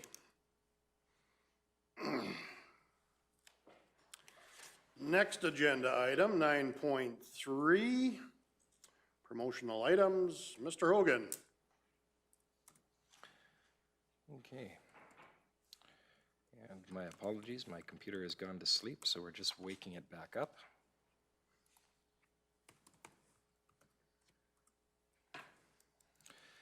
Okay, the next item that's before you is again in the vein of making sure that we go through our policies on a regular basis to ensure that they are updated as per council's wishes. This, the policy that's in front of you is regarding promotional items that the county gives out. We're in the administrative review of this. We're recommending that there be one minor change, or what we're classifying as minor. In the old policy, the CAO had, there was some need to having the CAO approve anything over $20. That's a pretty low number in terms of a threshold for things we give out. It essentially means that there's a lot of stuff crossing, not a lot of stuff, but most of the things we give out would end up crossing my desk. We think we can loosen that up a bit. We do have set budgets for these things. We know the types of things that we make donations to. This is something that could be further handled without going through several levels of bureaucracy. We feel that way. There is, of course, when you loosen that up, it is a loosening of a check and balance. And so we wanted to recommend that to council for your discussion and guidance.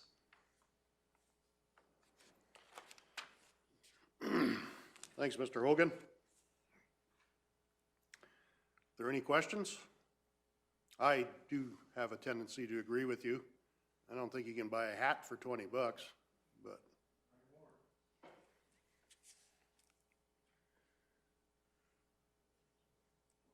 Deputy Reeve McGee. I'd like to move, we approve policy 15-6 as presented. Okay, we have a motion before us to approve policy 15-6 as presented. Is there any discussion to that motion? Seems not. Call the question. All those in favor? That is carried unanimously. 9.4, Linden Fire Agreement. Mr. Hogan. Okay, this is one of the agreements stemming out of the Intermunicipal Collaboration Framework process.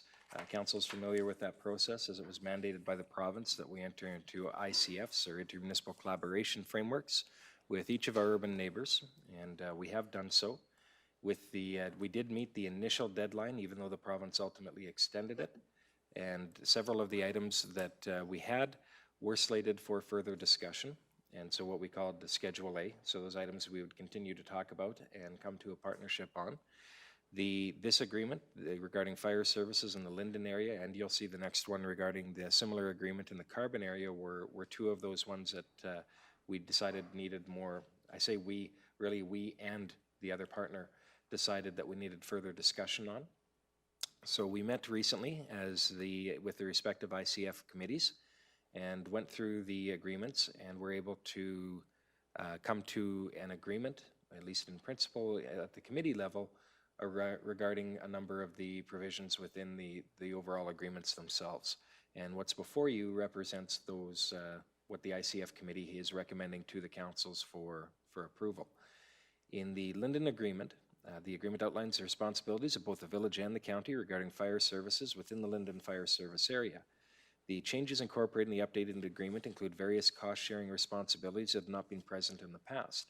So as council is aware, and this ties into a number of the guidelines and the discussion points that Mr. McKinnon was recently in front of you with, is looking at how the county does business, where some of those cost savings or efficiencies are, how the partnership reflects the services being provided, not just to us, but to the broader community. Is in the past, the county was really paying basically for all of fire services. And I say that as more of an ish statement because there were contributions coming in or were being made into the service by our urban neighbors. However, the vast share of it was being funded by the county.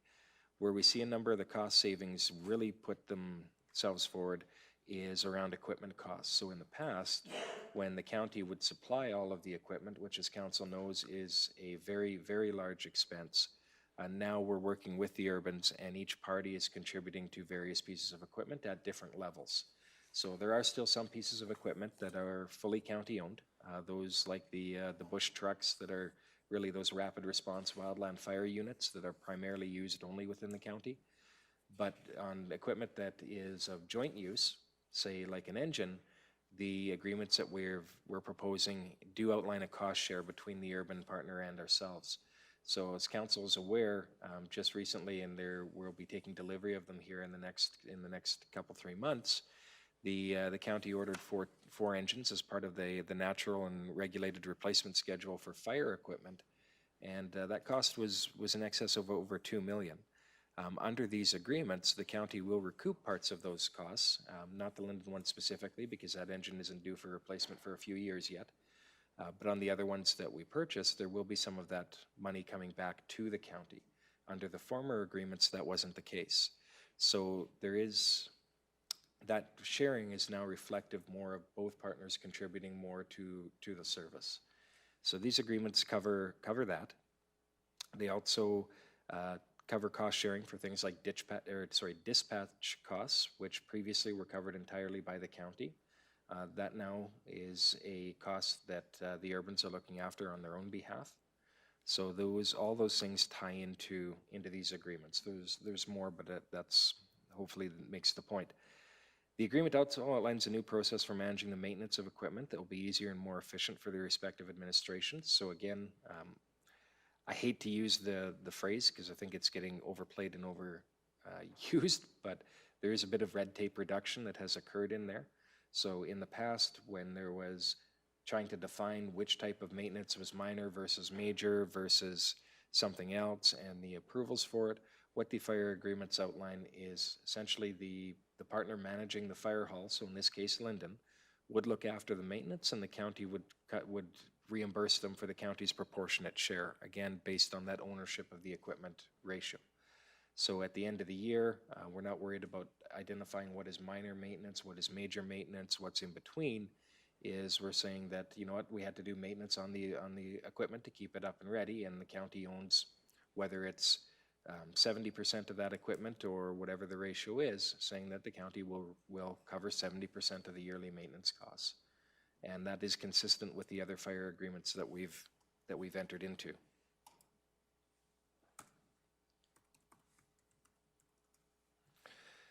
As we go through, the proposed agreement also outlines the base funding amount that the county will pay to the village each year to support fire operations. So every year, this isn't new, the county contributes base funding to the managing partners of the fire station, so in this case Linden. That'd be a yearly fee that we submit to Linden that helps cover the operational costs of their fire department. So that's a contribution towards the training, the hall upkeep, cleaning, maintenance, cost of fuel, all sorts of things like that. They're all lumped into those yearly base operating amounts, and the county's always made a contribution towards those. So the other thing these agreements do is outline what that contribution is and what the rate of increase is going to be for each year during the scope of the agreement. And this particular agreement, consistent with our other ones, runs from this year until 2024.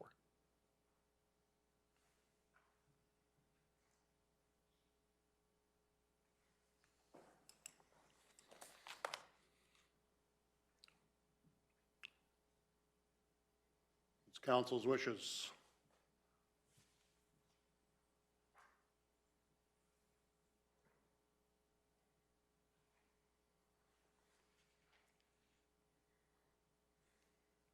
Deputy Reeve McGee. I move to approve the Linden Fire Agreement as presented. And thanks to everyone who worked on that committee. That's well done. Thank you. All righty, we have a motion to approve as presented. Is there any discussion to that motion? Seems not. Call the question. All those in favor? Carried unanimously. Next agenda item, 9.5, carbon fire. Kind of the same, numbers a little different.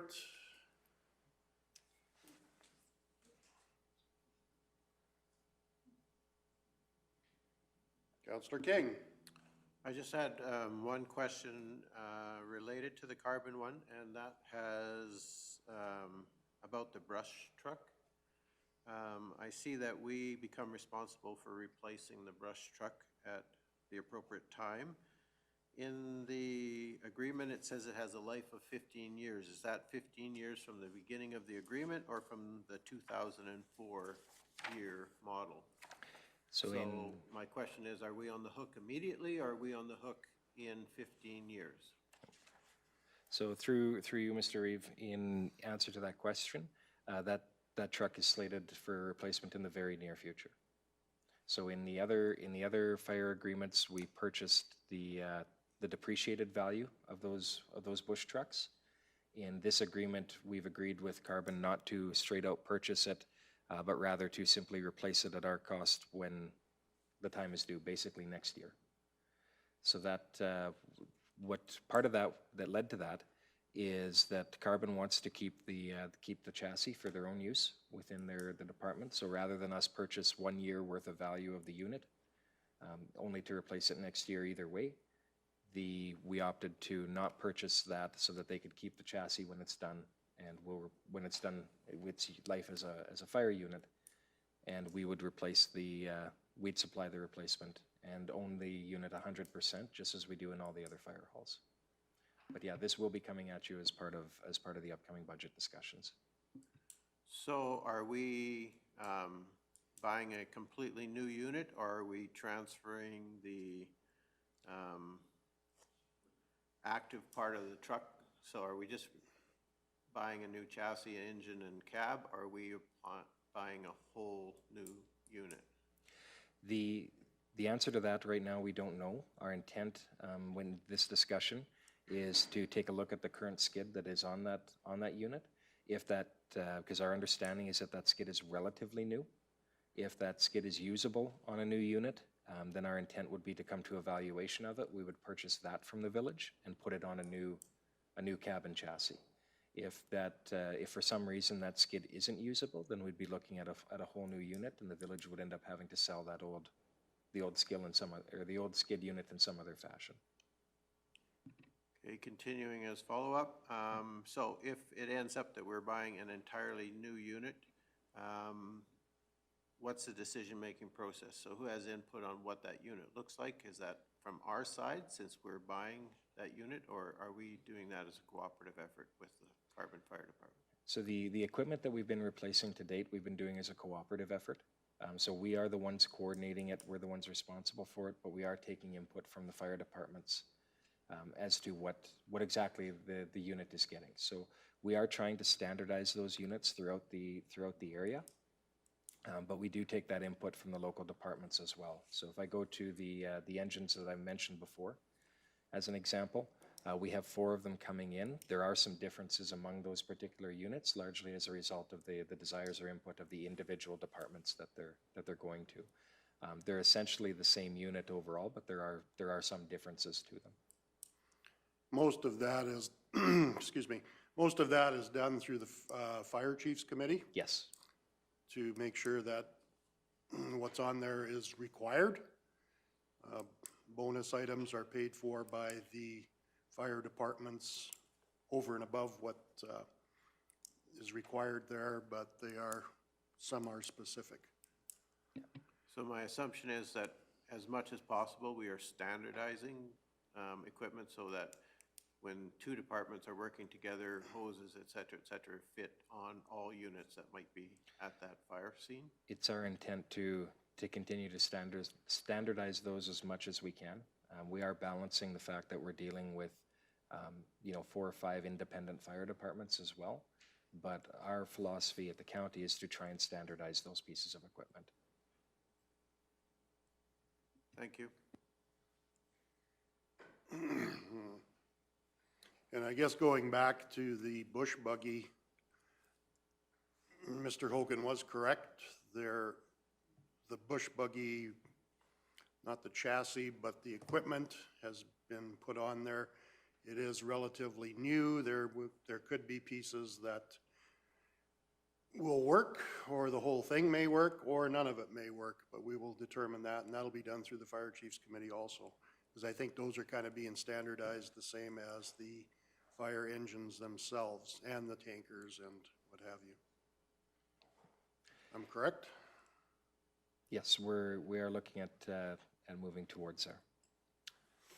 The other, through you, Mr. Eve, if I may, the other one bit about the carbon agreement that differs from the other ones, well, there's 2 little bits, but the council will note that in discussion with carbon is they would like this agreement to begin in January of 2021. So where all of our other agreements are 2020 to 2024, this one would actually begin January 1 of next year. And those items have been reflected in the agreement as well. The other one, which is we did do in Acme, is the cost of coming up with 30% of the engine for the village that's quite, that could be quite a burden. They've asked if that could be paid out over a period of years, and the committee, the ICF committee for carbon recommended that be acceptable.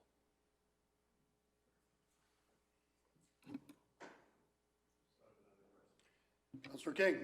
Full of questions today. So I noticed that, and we've already agreed to the agreement, in the Linden agreement, there was no mention of a rapid response bush buggy type vehicle. Is that because they're not interested, they don't have capacity to store, or was there a reason behind why that wasn't considered as part of that agreement? Yeah. There's no room in the fire hall for that. Yeah, I would have to confirm, but I'm not sure if there is a unit there.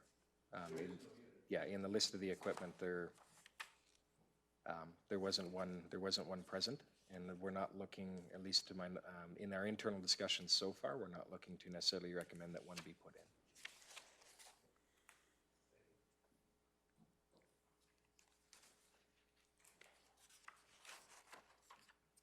Are there any other questions? Concerns, comments, motions? Councillor Christie. I'll make the motion to approve the carbon fire agreement as presented. All righty. We have a motion to approve the agreement as it is presented. Is there any discussion? All righty, we'll call the question. All those in favor? And that is carried unanimously. All righty. 10.1, Ms. Hazelton. Land Use Bylaw 1808.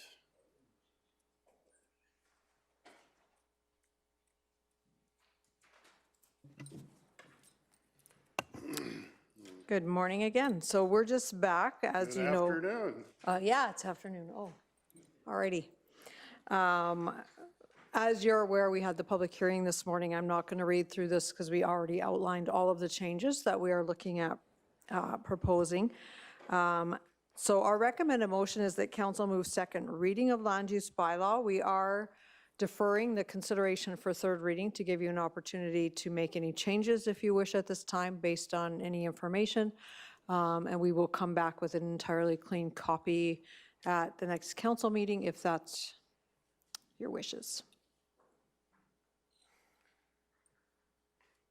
What are council's wishes? By the way, thank you for the presentation this morning. It was really accurate and really good. Welcome.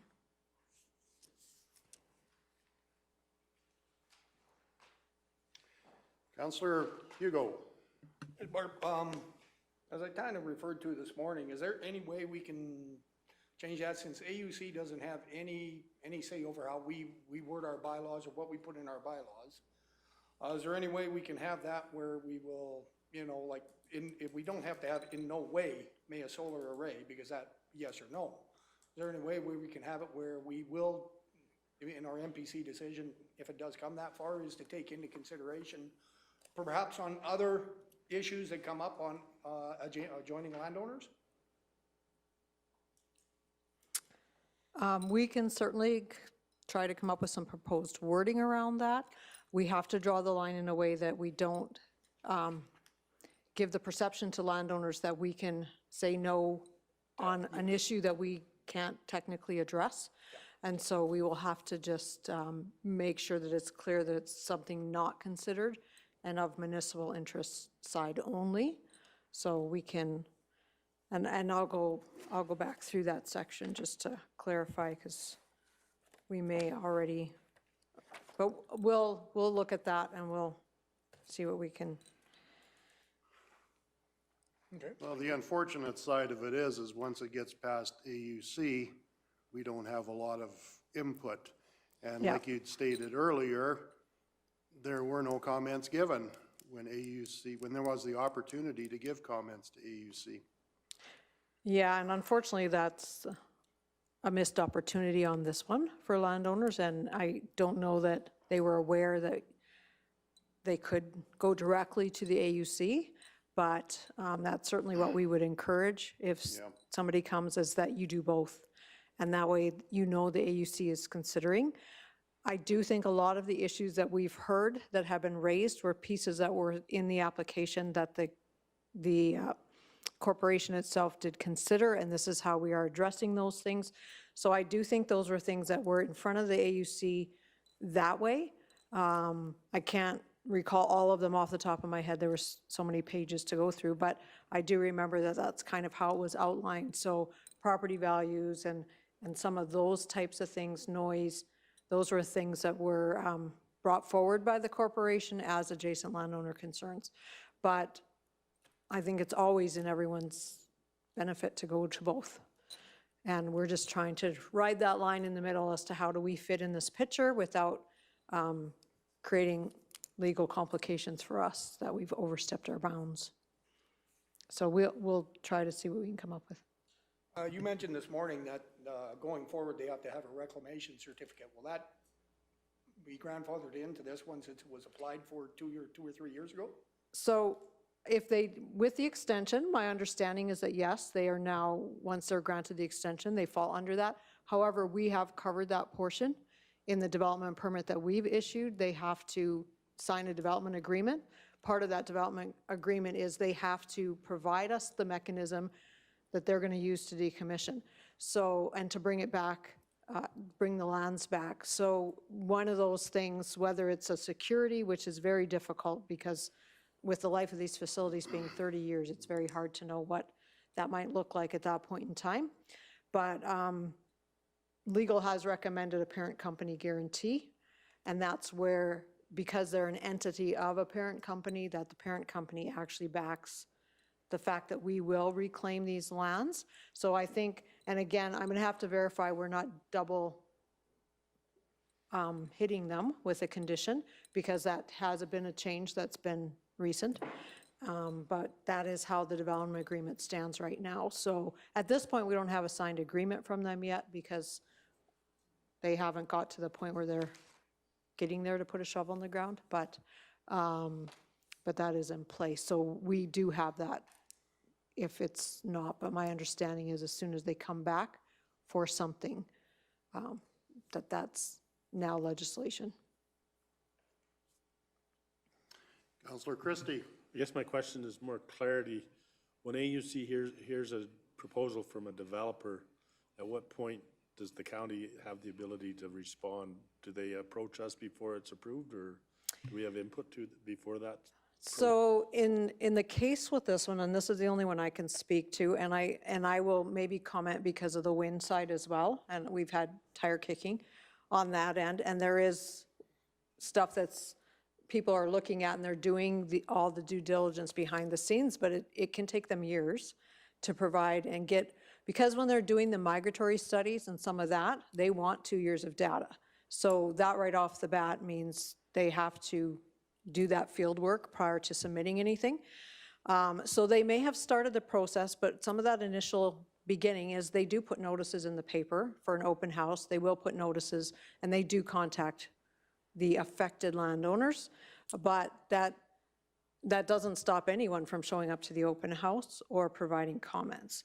At this point, and again, that's something that as a council, if you want to consider, if we get another similar type application in the door, whether or not you want to make a council comment back to the AUC, depending on where they pick. Now, and I guess in some of the things that I think we would look at is if they were, for example, going to put them in an environmentally significant area, which we already know that the legislation pushes them away from those places. They want land that's already disturbed because of them touching habitat that's not normally touched. But if they wanted to put one in Dry Island, well, that's not our property, but somewhere like that, then I think the county could use that and say, those areas are protected and we'd like to see you go somewhere else. Whether or not it might be too close to an airport, but again, that's something AUC would be looking at in part of their process. Because they are going to look at what's around the lands, and with the wind and stuff, they can't be in a flight path, obviously, with any towers. So those are things that are always considered. But we will get an applicant coming in to say, we are looking at this, but we don't have a mechanism to throw that out there until we actually get an application in the door, because they may go away and never come back. Or they may come in a year or two later and we go, oh yeah, we do remember talking to you, and this is the process on our end you would need to follow. But there is no point in them coming through our development permit process, because our permit is good for a year, and then having to go through a 2-year AUC process. They would never align, which we're struggling with that now, as you guys are aware. But that is some of our challenge. So we typically will encourage them to go through their other approvals, get close to that end before you come in our door, because then we at least know you've got that approval, and then we can deal with what we need to deal with on our side. So if it was wind, for example, we would deal with roads, we would deal with accesses, approaches, where are you putting them? There's a lot of things that we would consider that wouldn't be the same considerations we would have over a one-site solar facility. So, but yeah, we are looking at them site specifically, and it is a learning curve for everyone, and trying to walk through that middle where we actually have authority has been a bit of a challenge. But we can try to figure out some wording that may help satisfy that. Councillor King. I guess I would agree with Jim if we can word something in some way that won't put us offside with the higher authority, which is AUC, that implies that we are interested in hearing resident feedback on projects like that. Certainly that would be advantageous to have it there. And so I would be supportive of some kind of review of that particular clause. For sure. The other one that comes to my mind is the ESA question that was raised. Oh, yeah. And is there anything in the suggestion that was made in terms of rewording our ESA statement that would really cause us concern if we were to move in that direction? I know ours is rather open-ended and somewhat vague, maybe might be the right word. Would it be sensible to reconsider maybe an adjustment there? And we can certainly do that. And just for the record, in practice, we use the local. So all of our mapping that we look at when a developer comes in, we're using the local data. The reason we've used the provincial is they actually do this more often than we do. And they're working on the flood right now. And so they've started with Drum and they're trying to work their way up some of the reaches of the Red Deer River.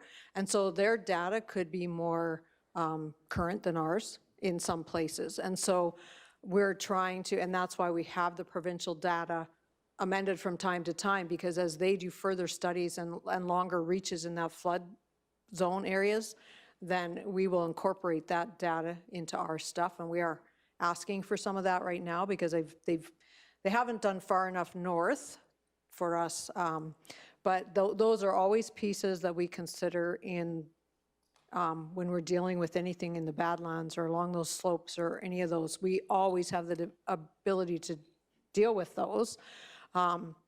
We can certainly, I think in the previous, we had some, in how it was worded and what was required of somebody that fell into an ESA. Our challenge was that most people don't even know they're in one, and especially the ones that are a 3 or a 4, and they come into the office and they, well, what in the world is that? And we say, oh, by the way, you have to do an environmental impact assessment because you're putting a garage in, is basically how the bylaw was. And it was very over the top and not super applicable to what was actually there. So what we try to do in planning is deal with whatever the issue is. So if they're putting it somewhere that's floodplain, we're dealing with the floodplain. If they're putting it somewhere that's on the slopes, we're dealing with the brinks, we're dealing with the instability and the geotech on those. If they're putting it in historical or some of those resource areas, that they're aware of that, and they may have to go through Alberta Culture and Tourism and get a conditional approval. So we're trying to make it meet whatever it is on the site instead of just this big blanket over everybody. And we have reduced the fact that you could put a dwelling, a garage, some accessory buildings into an ESA without having to do the full-blown everything, because it was EIA, biophysical, on and on. It was quite a list, and it would have been ridiculously cost prohibitive for somebody that just wanted to put a farm site on a quarter section that happened to have one of these.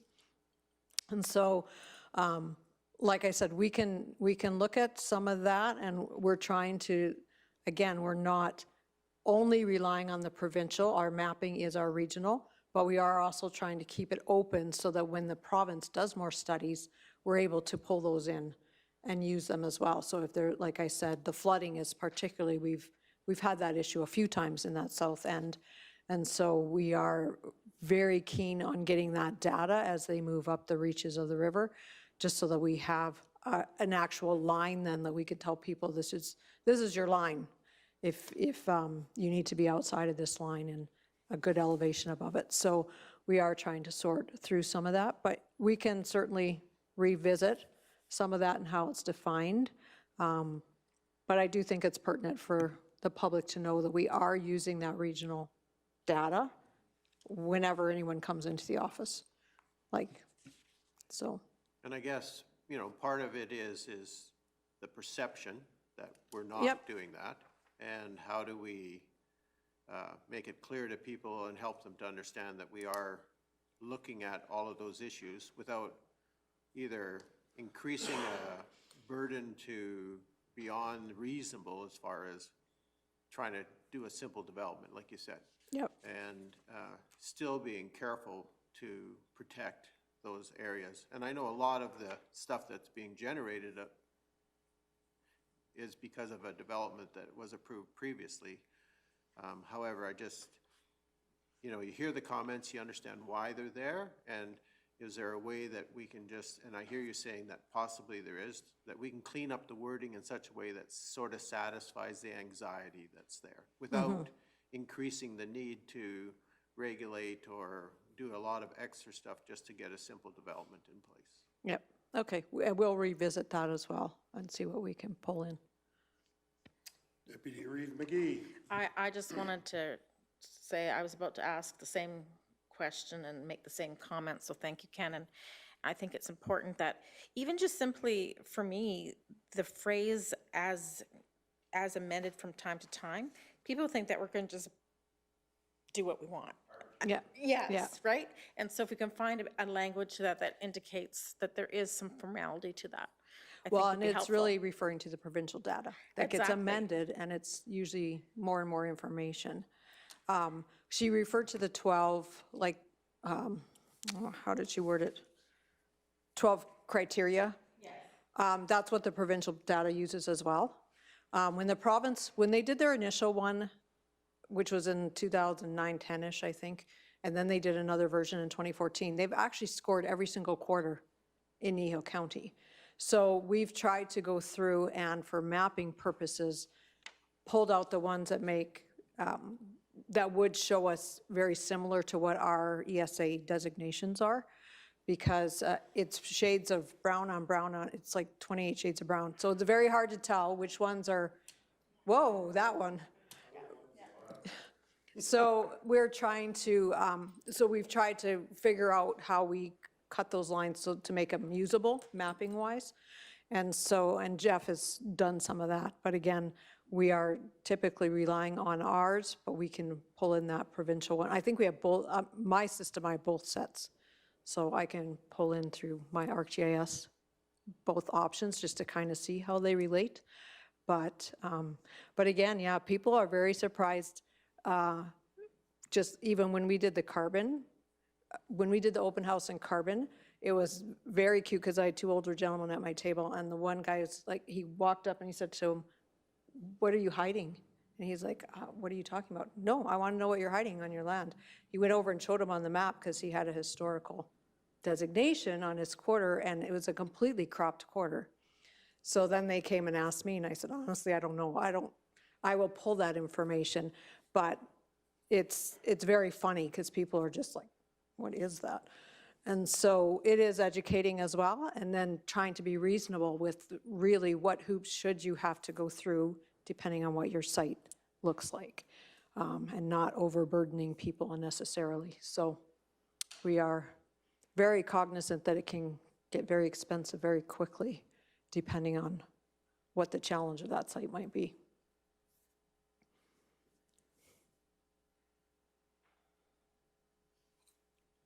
You mean what shade of brown? Yeah. Yeah, it's quite. What's ours? Is ours beige? What shade of beige are we in? No, we're in that spectrum of brown somewhere, but All right. anyway, yeah, it's.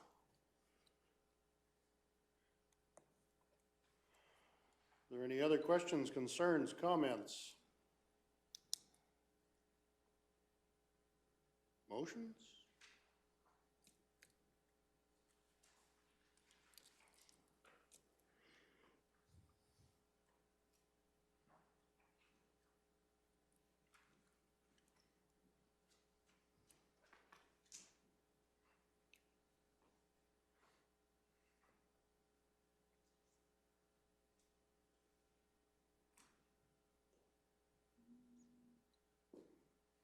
Councillor Penner.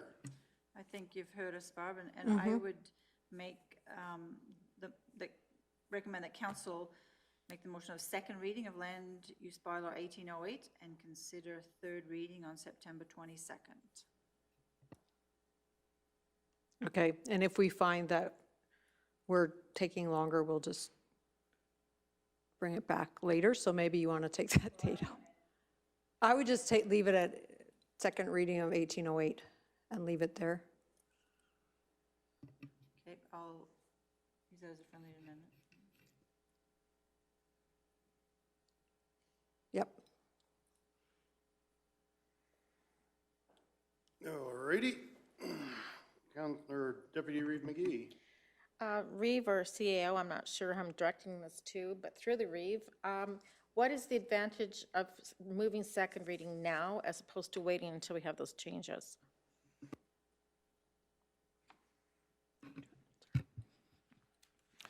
If you're moving second reading now, you are just moving the process forward a bit. You know, there's nothing stopping you from doing, you know, 2 readings of the bylaw in a single meeting as well. So when that bylaw does come back, you could do 2 readings at that time, or you could choose to do 1 and then a second one. The reality is either way works. We've had the public hearing, there is public input. If you do approve second reading now, changes can still be made going into third reading based on what we've heard. I don't know if that answers your question, but you can do it either way. And if those changes, if we do move second reading and third reading comes, the next time it comes up, if those changes aren't there that you would like, there's no requirement to move third reading. You can send it back again. So Yep. it's still open. We'll try to make it right.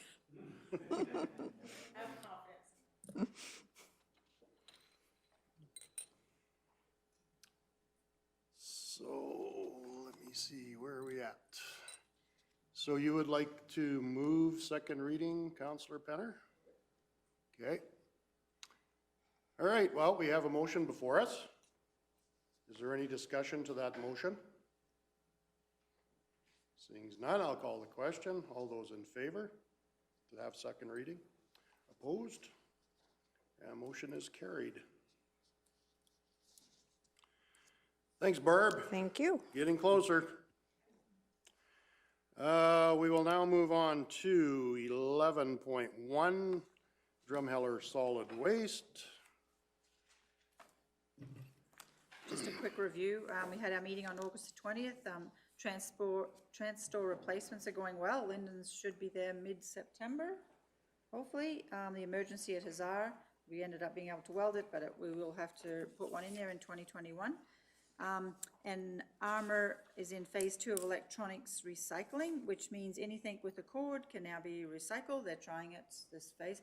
And our staff, I think, attended a meeting on the 21st, or there was going to be a meeting at the Drumheller landfill to work out how each municipality was going to deal with this next phase. So I'm not sure if anyone was able to or did attend from the county. And our financials are where they should be at this time of year, around the 50%, so everything is going well.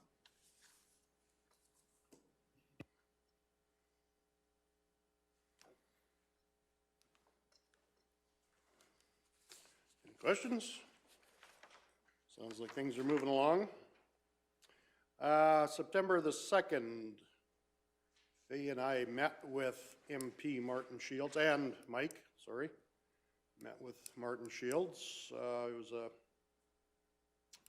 fireside chat meeting, nothing formal about it. It was rather enjoyable, for me anyway. And there really wasn't a whole lot of federal business discussed. There was some to do with the challenges that the municipalities are facing through the Alberta government. And he just left it open. If there's anything that we ever need or want from the federal side, he is more than willing to help us along if he can help. Is there anything you'd like to add, Faye? Mike?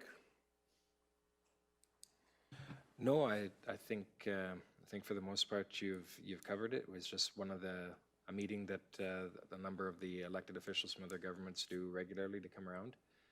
To make sure that the relationship is good, or that the county's voice is being heard at provincial and federal levels. And yeah, a lot of it was us talking with the MP about concerns, about impacts of provincial and federal decisions on county ratepayers, and being able to elevate those concerns. So I thought it was good.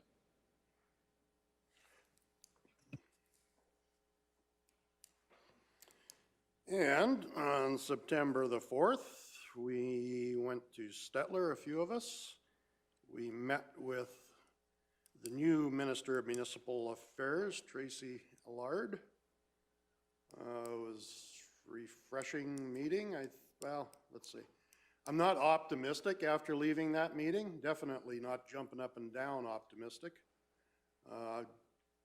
There was hope, which I think is good because it wasn't hopeless, so.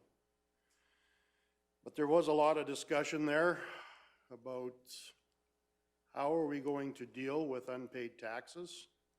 How are we going to collect taxes on companies that went into receivership, insolvency? And I don't know if the government has a whole lot of buy-in to help us in any way there. They did seem a little, I wouldn't call it perturbed, but surprised, I guess, at the amount of unpaid taxes that's out there. And some of them are by companies that are actually still operating. And there was one municipality there that had their tax year or tax payment due end of August, and instead of getting paid, they sent a letter to the county saying, we choose not to pay this year. Or I don't know exactly how it was stated, but they didn't send a check, they said they weren't paying. And it was a $5 million hit to that municipality. And they weren't impressed. So anything else to add? I think accolades to Arif needs to be said. He spoke very well on our behalf there, and I really appreciate that, and I think everyone who wasn't there needs to know that we have a great advocate here sitting at the meeting for us. Well, thank you, I guess. I did want the minister to know that any sort of reduction in revenue from the provincial side is going to affect not the municipality, but our ratepayers, and those ratepayers are Albertans. So I hope that got through. Anything on your side, Mike, to add? I would just echo I thought it was a good interaction with the new minister. I do think it was encouraging that she indicated that her view is to do a data-driven approach. We definitely didn't see that relationship or that type of look from the previous minister. What comes of this is still largely unknown, although we did get some commitments that we would have some information shortly. Although that wouldn't be a final decision, it would be enough to allow us to do some budgeting. Time will tell if that commitment is followed through on, but it was a different, I believe this minister is trying to set a different relationship than the previous one. However, the overall direction that the government is going, I don't know if there'll be broad changes there or if they truly understand the magnitude of the decisions that they're making. But again, time will tell.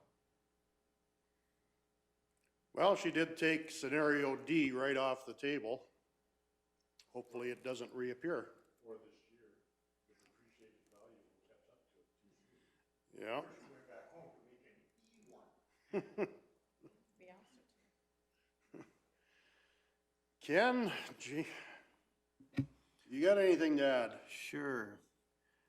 Seemed to me that the ministry and minister were quite open to hearing from us, but what was amazing to me is the lack of understanding, I think, that they have of how the oil and gas industry plays the shell game with different companies and how they can, you know, downgrade assets and all of a sudden they become orphan assets, and also the fact that they can just tell us to get stuffed on our taxes and walk away from them without any repercussion. And to me, it's amazing that they would listen to industry and take all the input they have to develop the scenarios and not realize the games that are being played, or maybe they do realize the games being played, but they're just ignoring them. And so it was refreshing to hear from Minister Allard that there was going to be perhaps a different approach taken and that they were open to hearing from more of the players than what they had previously listened to. But at the same time, there was certainly no commitment to beginning again. Certainly, it was indicated to us that the information that they'd already developed would still be included in the decision-making process, that they were not willing to abandon that previous work, but that they would take further input before a decision was made. In my mind, they need to understand from our point of view, much stronger from our point of view, the position that we're in and the lack of ability we have to tax and collect tax from these companies, and the freedom that they have just to walk on us. It's amazing to me, the lack of understanding, anyway, that was there. Councillor Christie. I guess one of the things that seemed to be almost shocking on their behalf to realize that the impact they were having was on such a small population of the people that were involved. Like, it's less than 20% that are actually going to be financially impacted on the tax or ratepayers that had to absorb the whole cost and not being able to pass that on to the whole population. They seem to be, oh, God, we never thought of that. Like, they never, both meetings I've been at were both like, holy cow, we never saw that coming. So that was one of the things I saw. I did point out to the chief of staff that, yeah, scenario D is off the table, but with their depreciated values, that in 3 or 4 years, that's even far worse.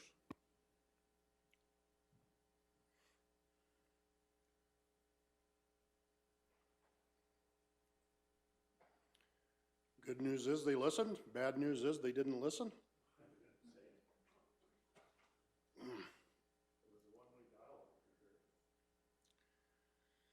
Well, I think they give us the opportunity to present, which in their books counts as consultation, so.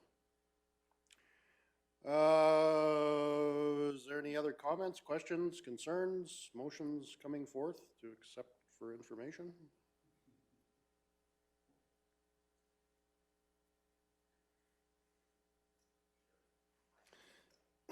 Councillor King. I'd make the motion that we receive the council and committee reports as presented. All right, we have a motion to receive. All those in favor? That is carried unanimously. Number 12, council follow-up action list. Any questions there?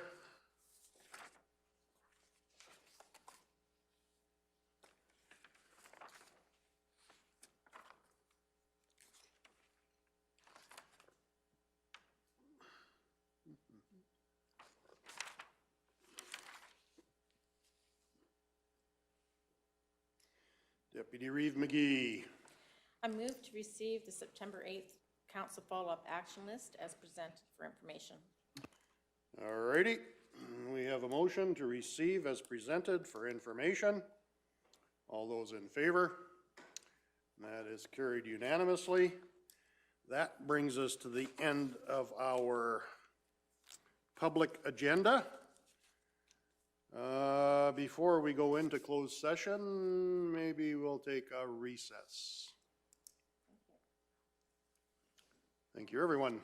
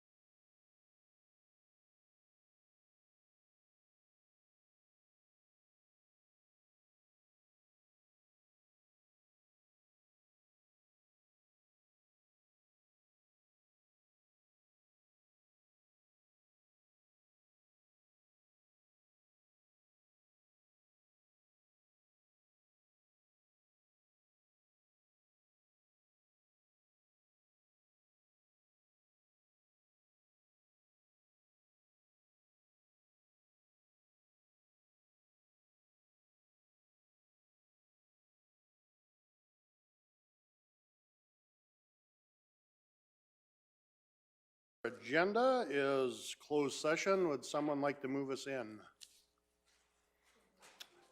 Counselor Penner. All right, we are moving into closed session for section 17 and section 25. All those in favor? That is carried unanimously, and we're off camera.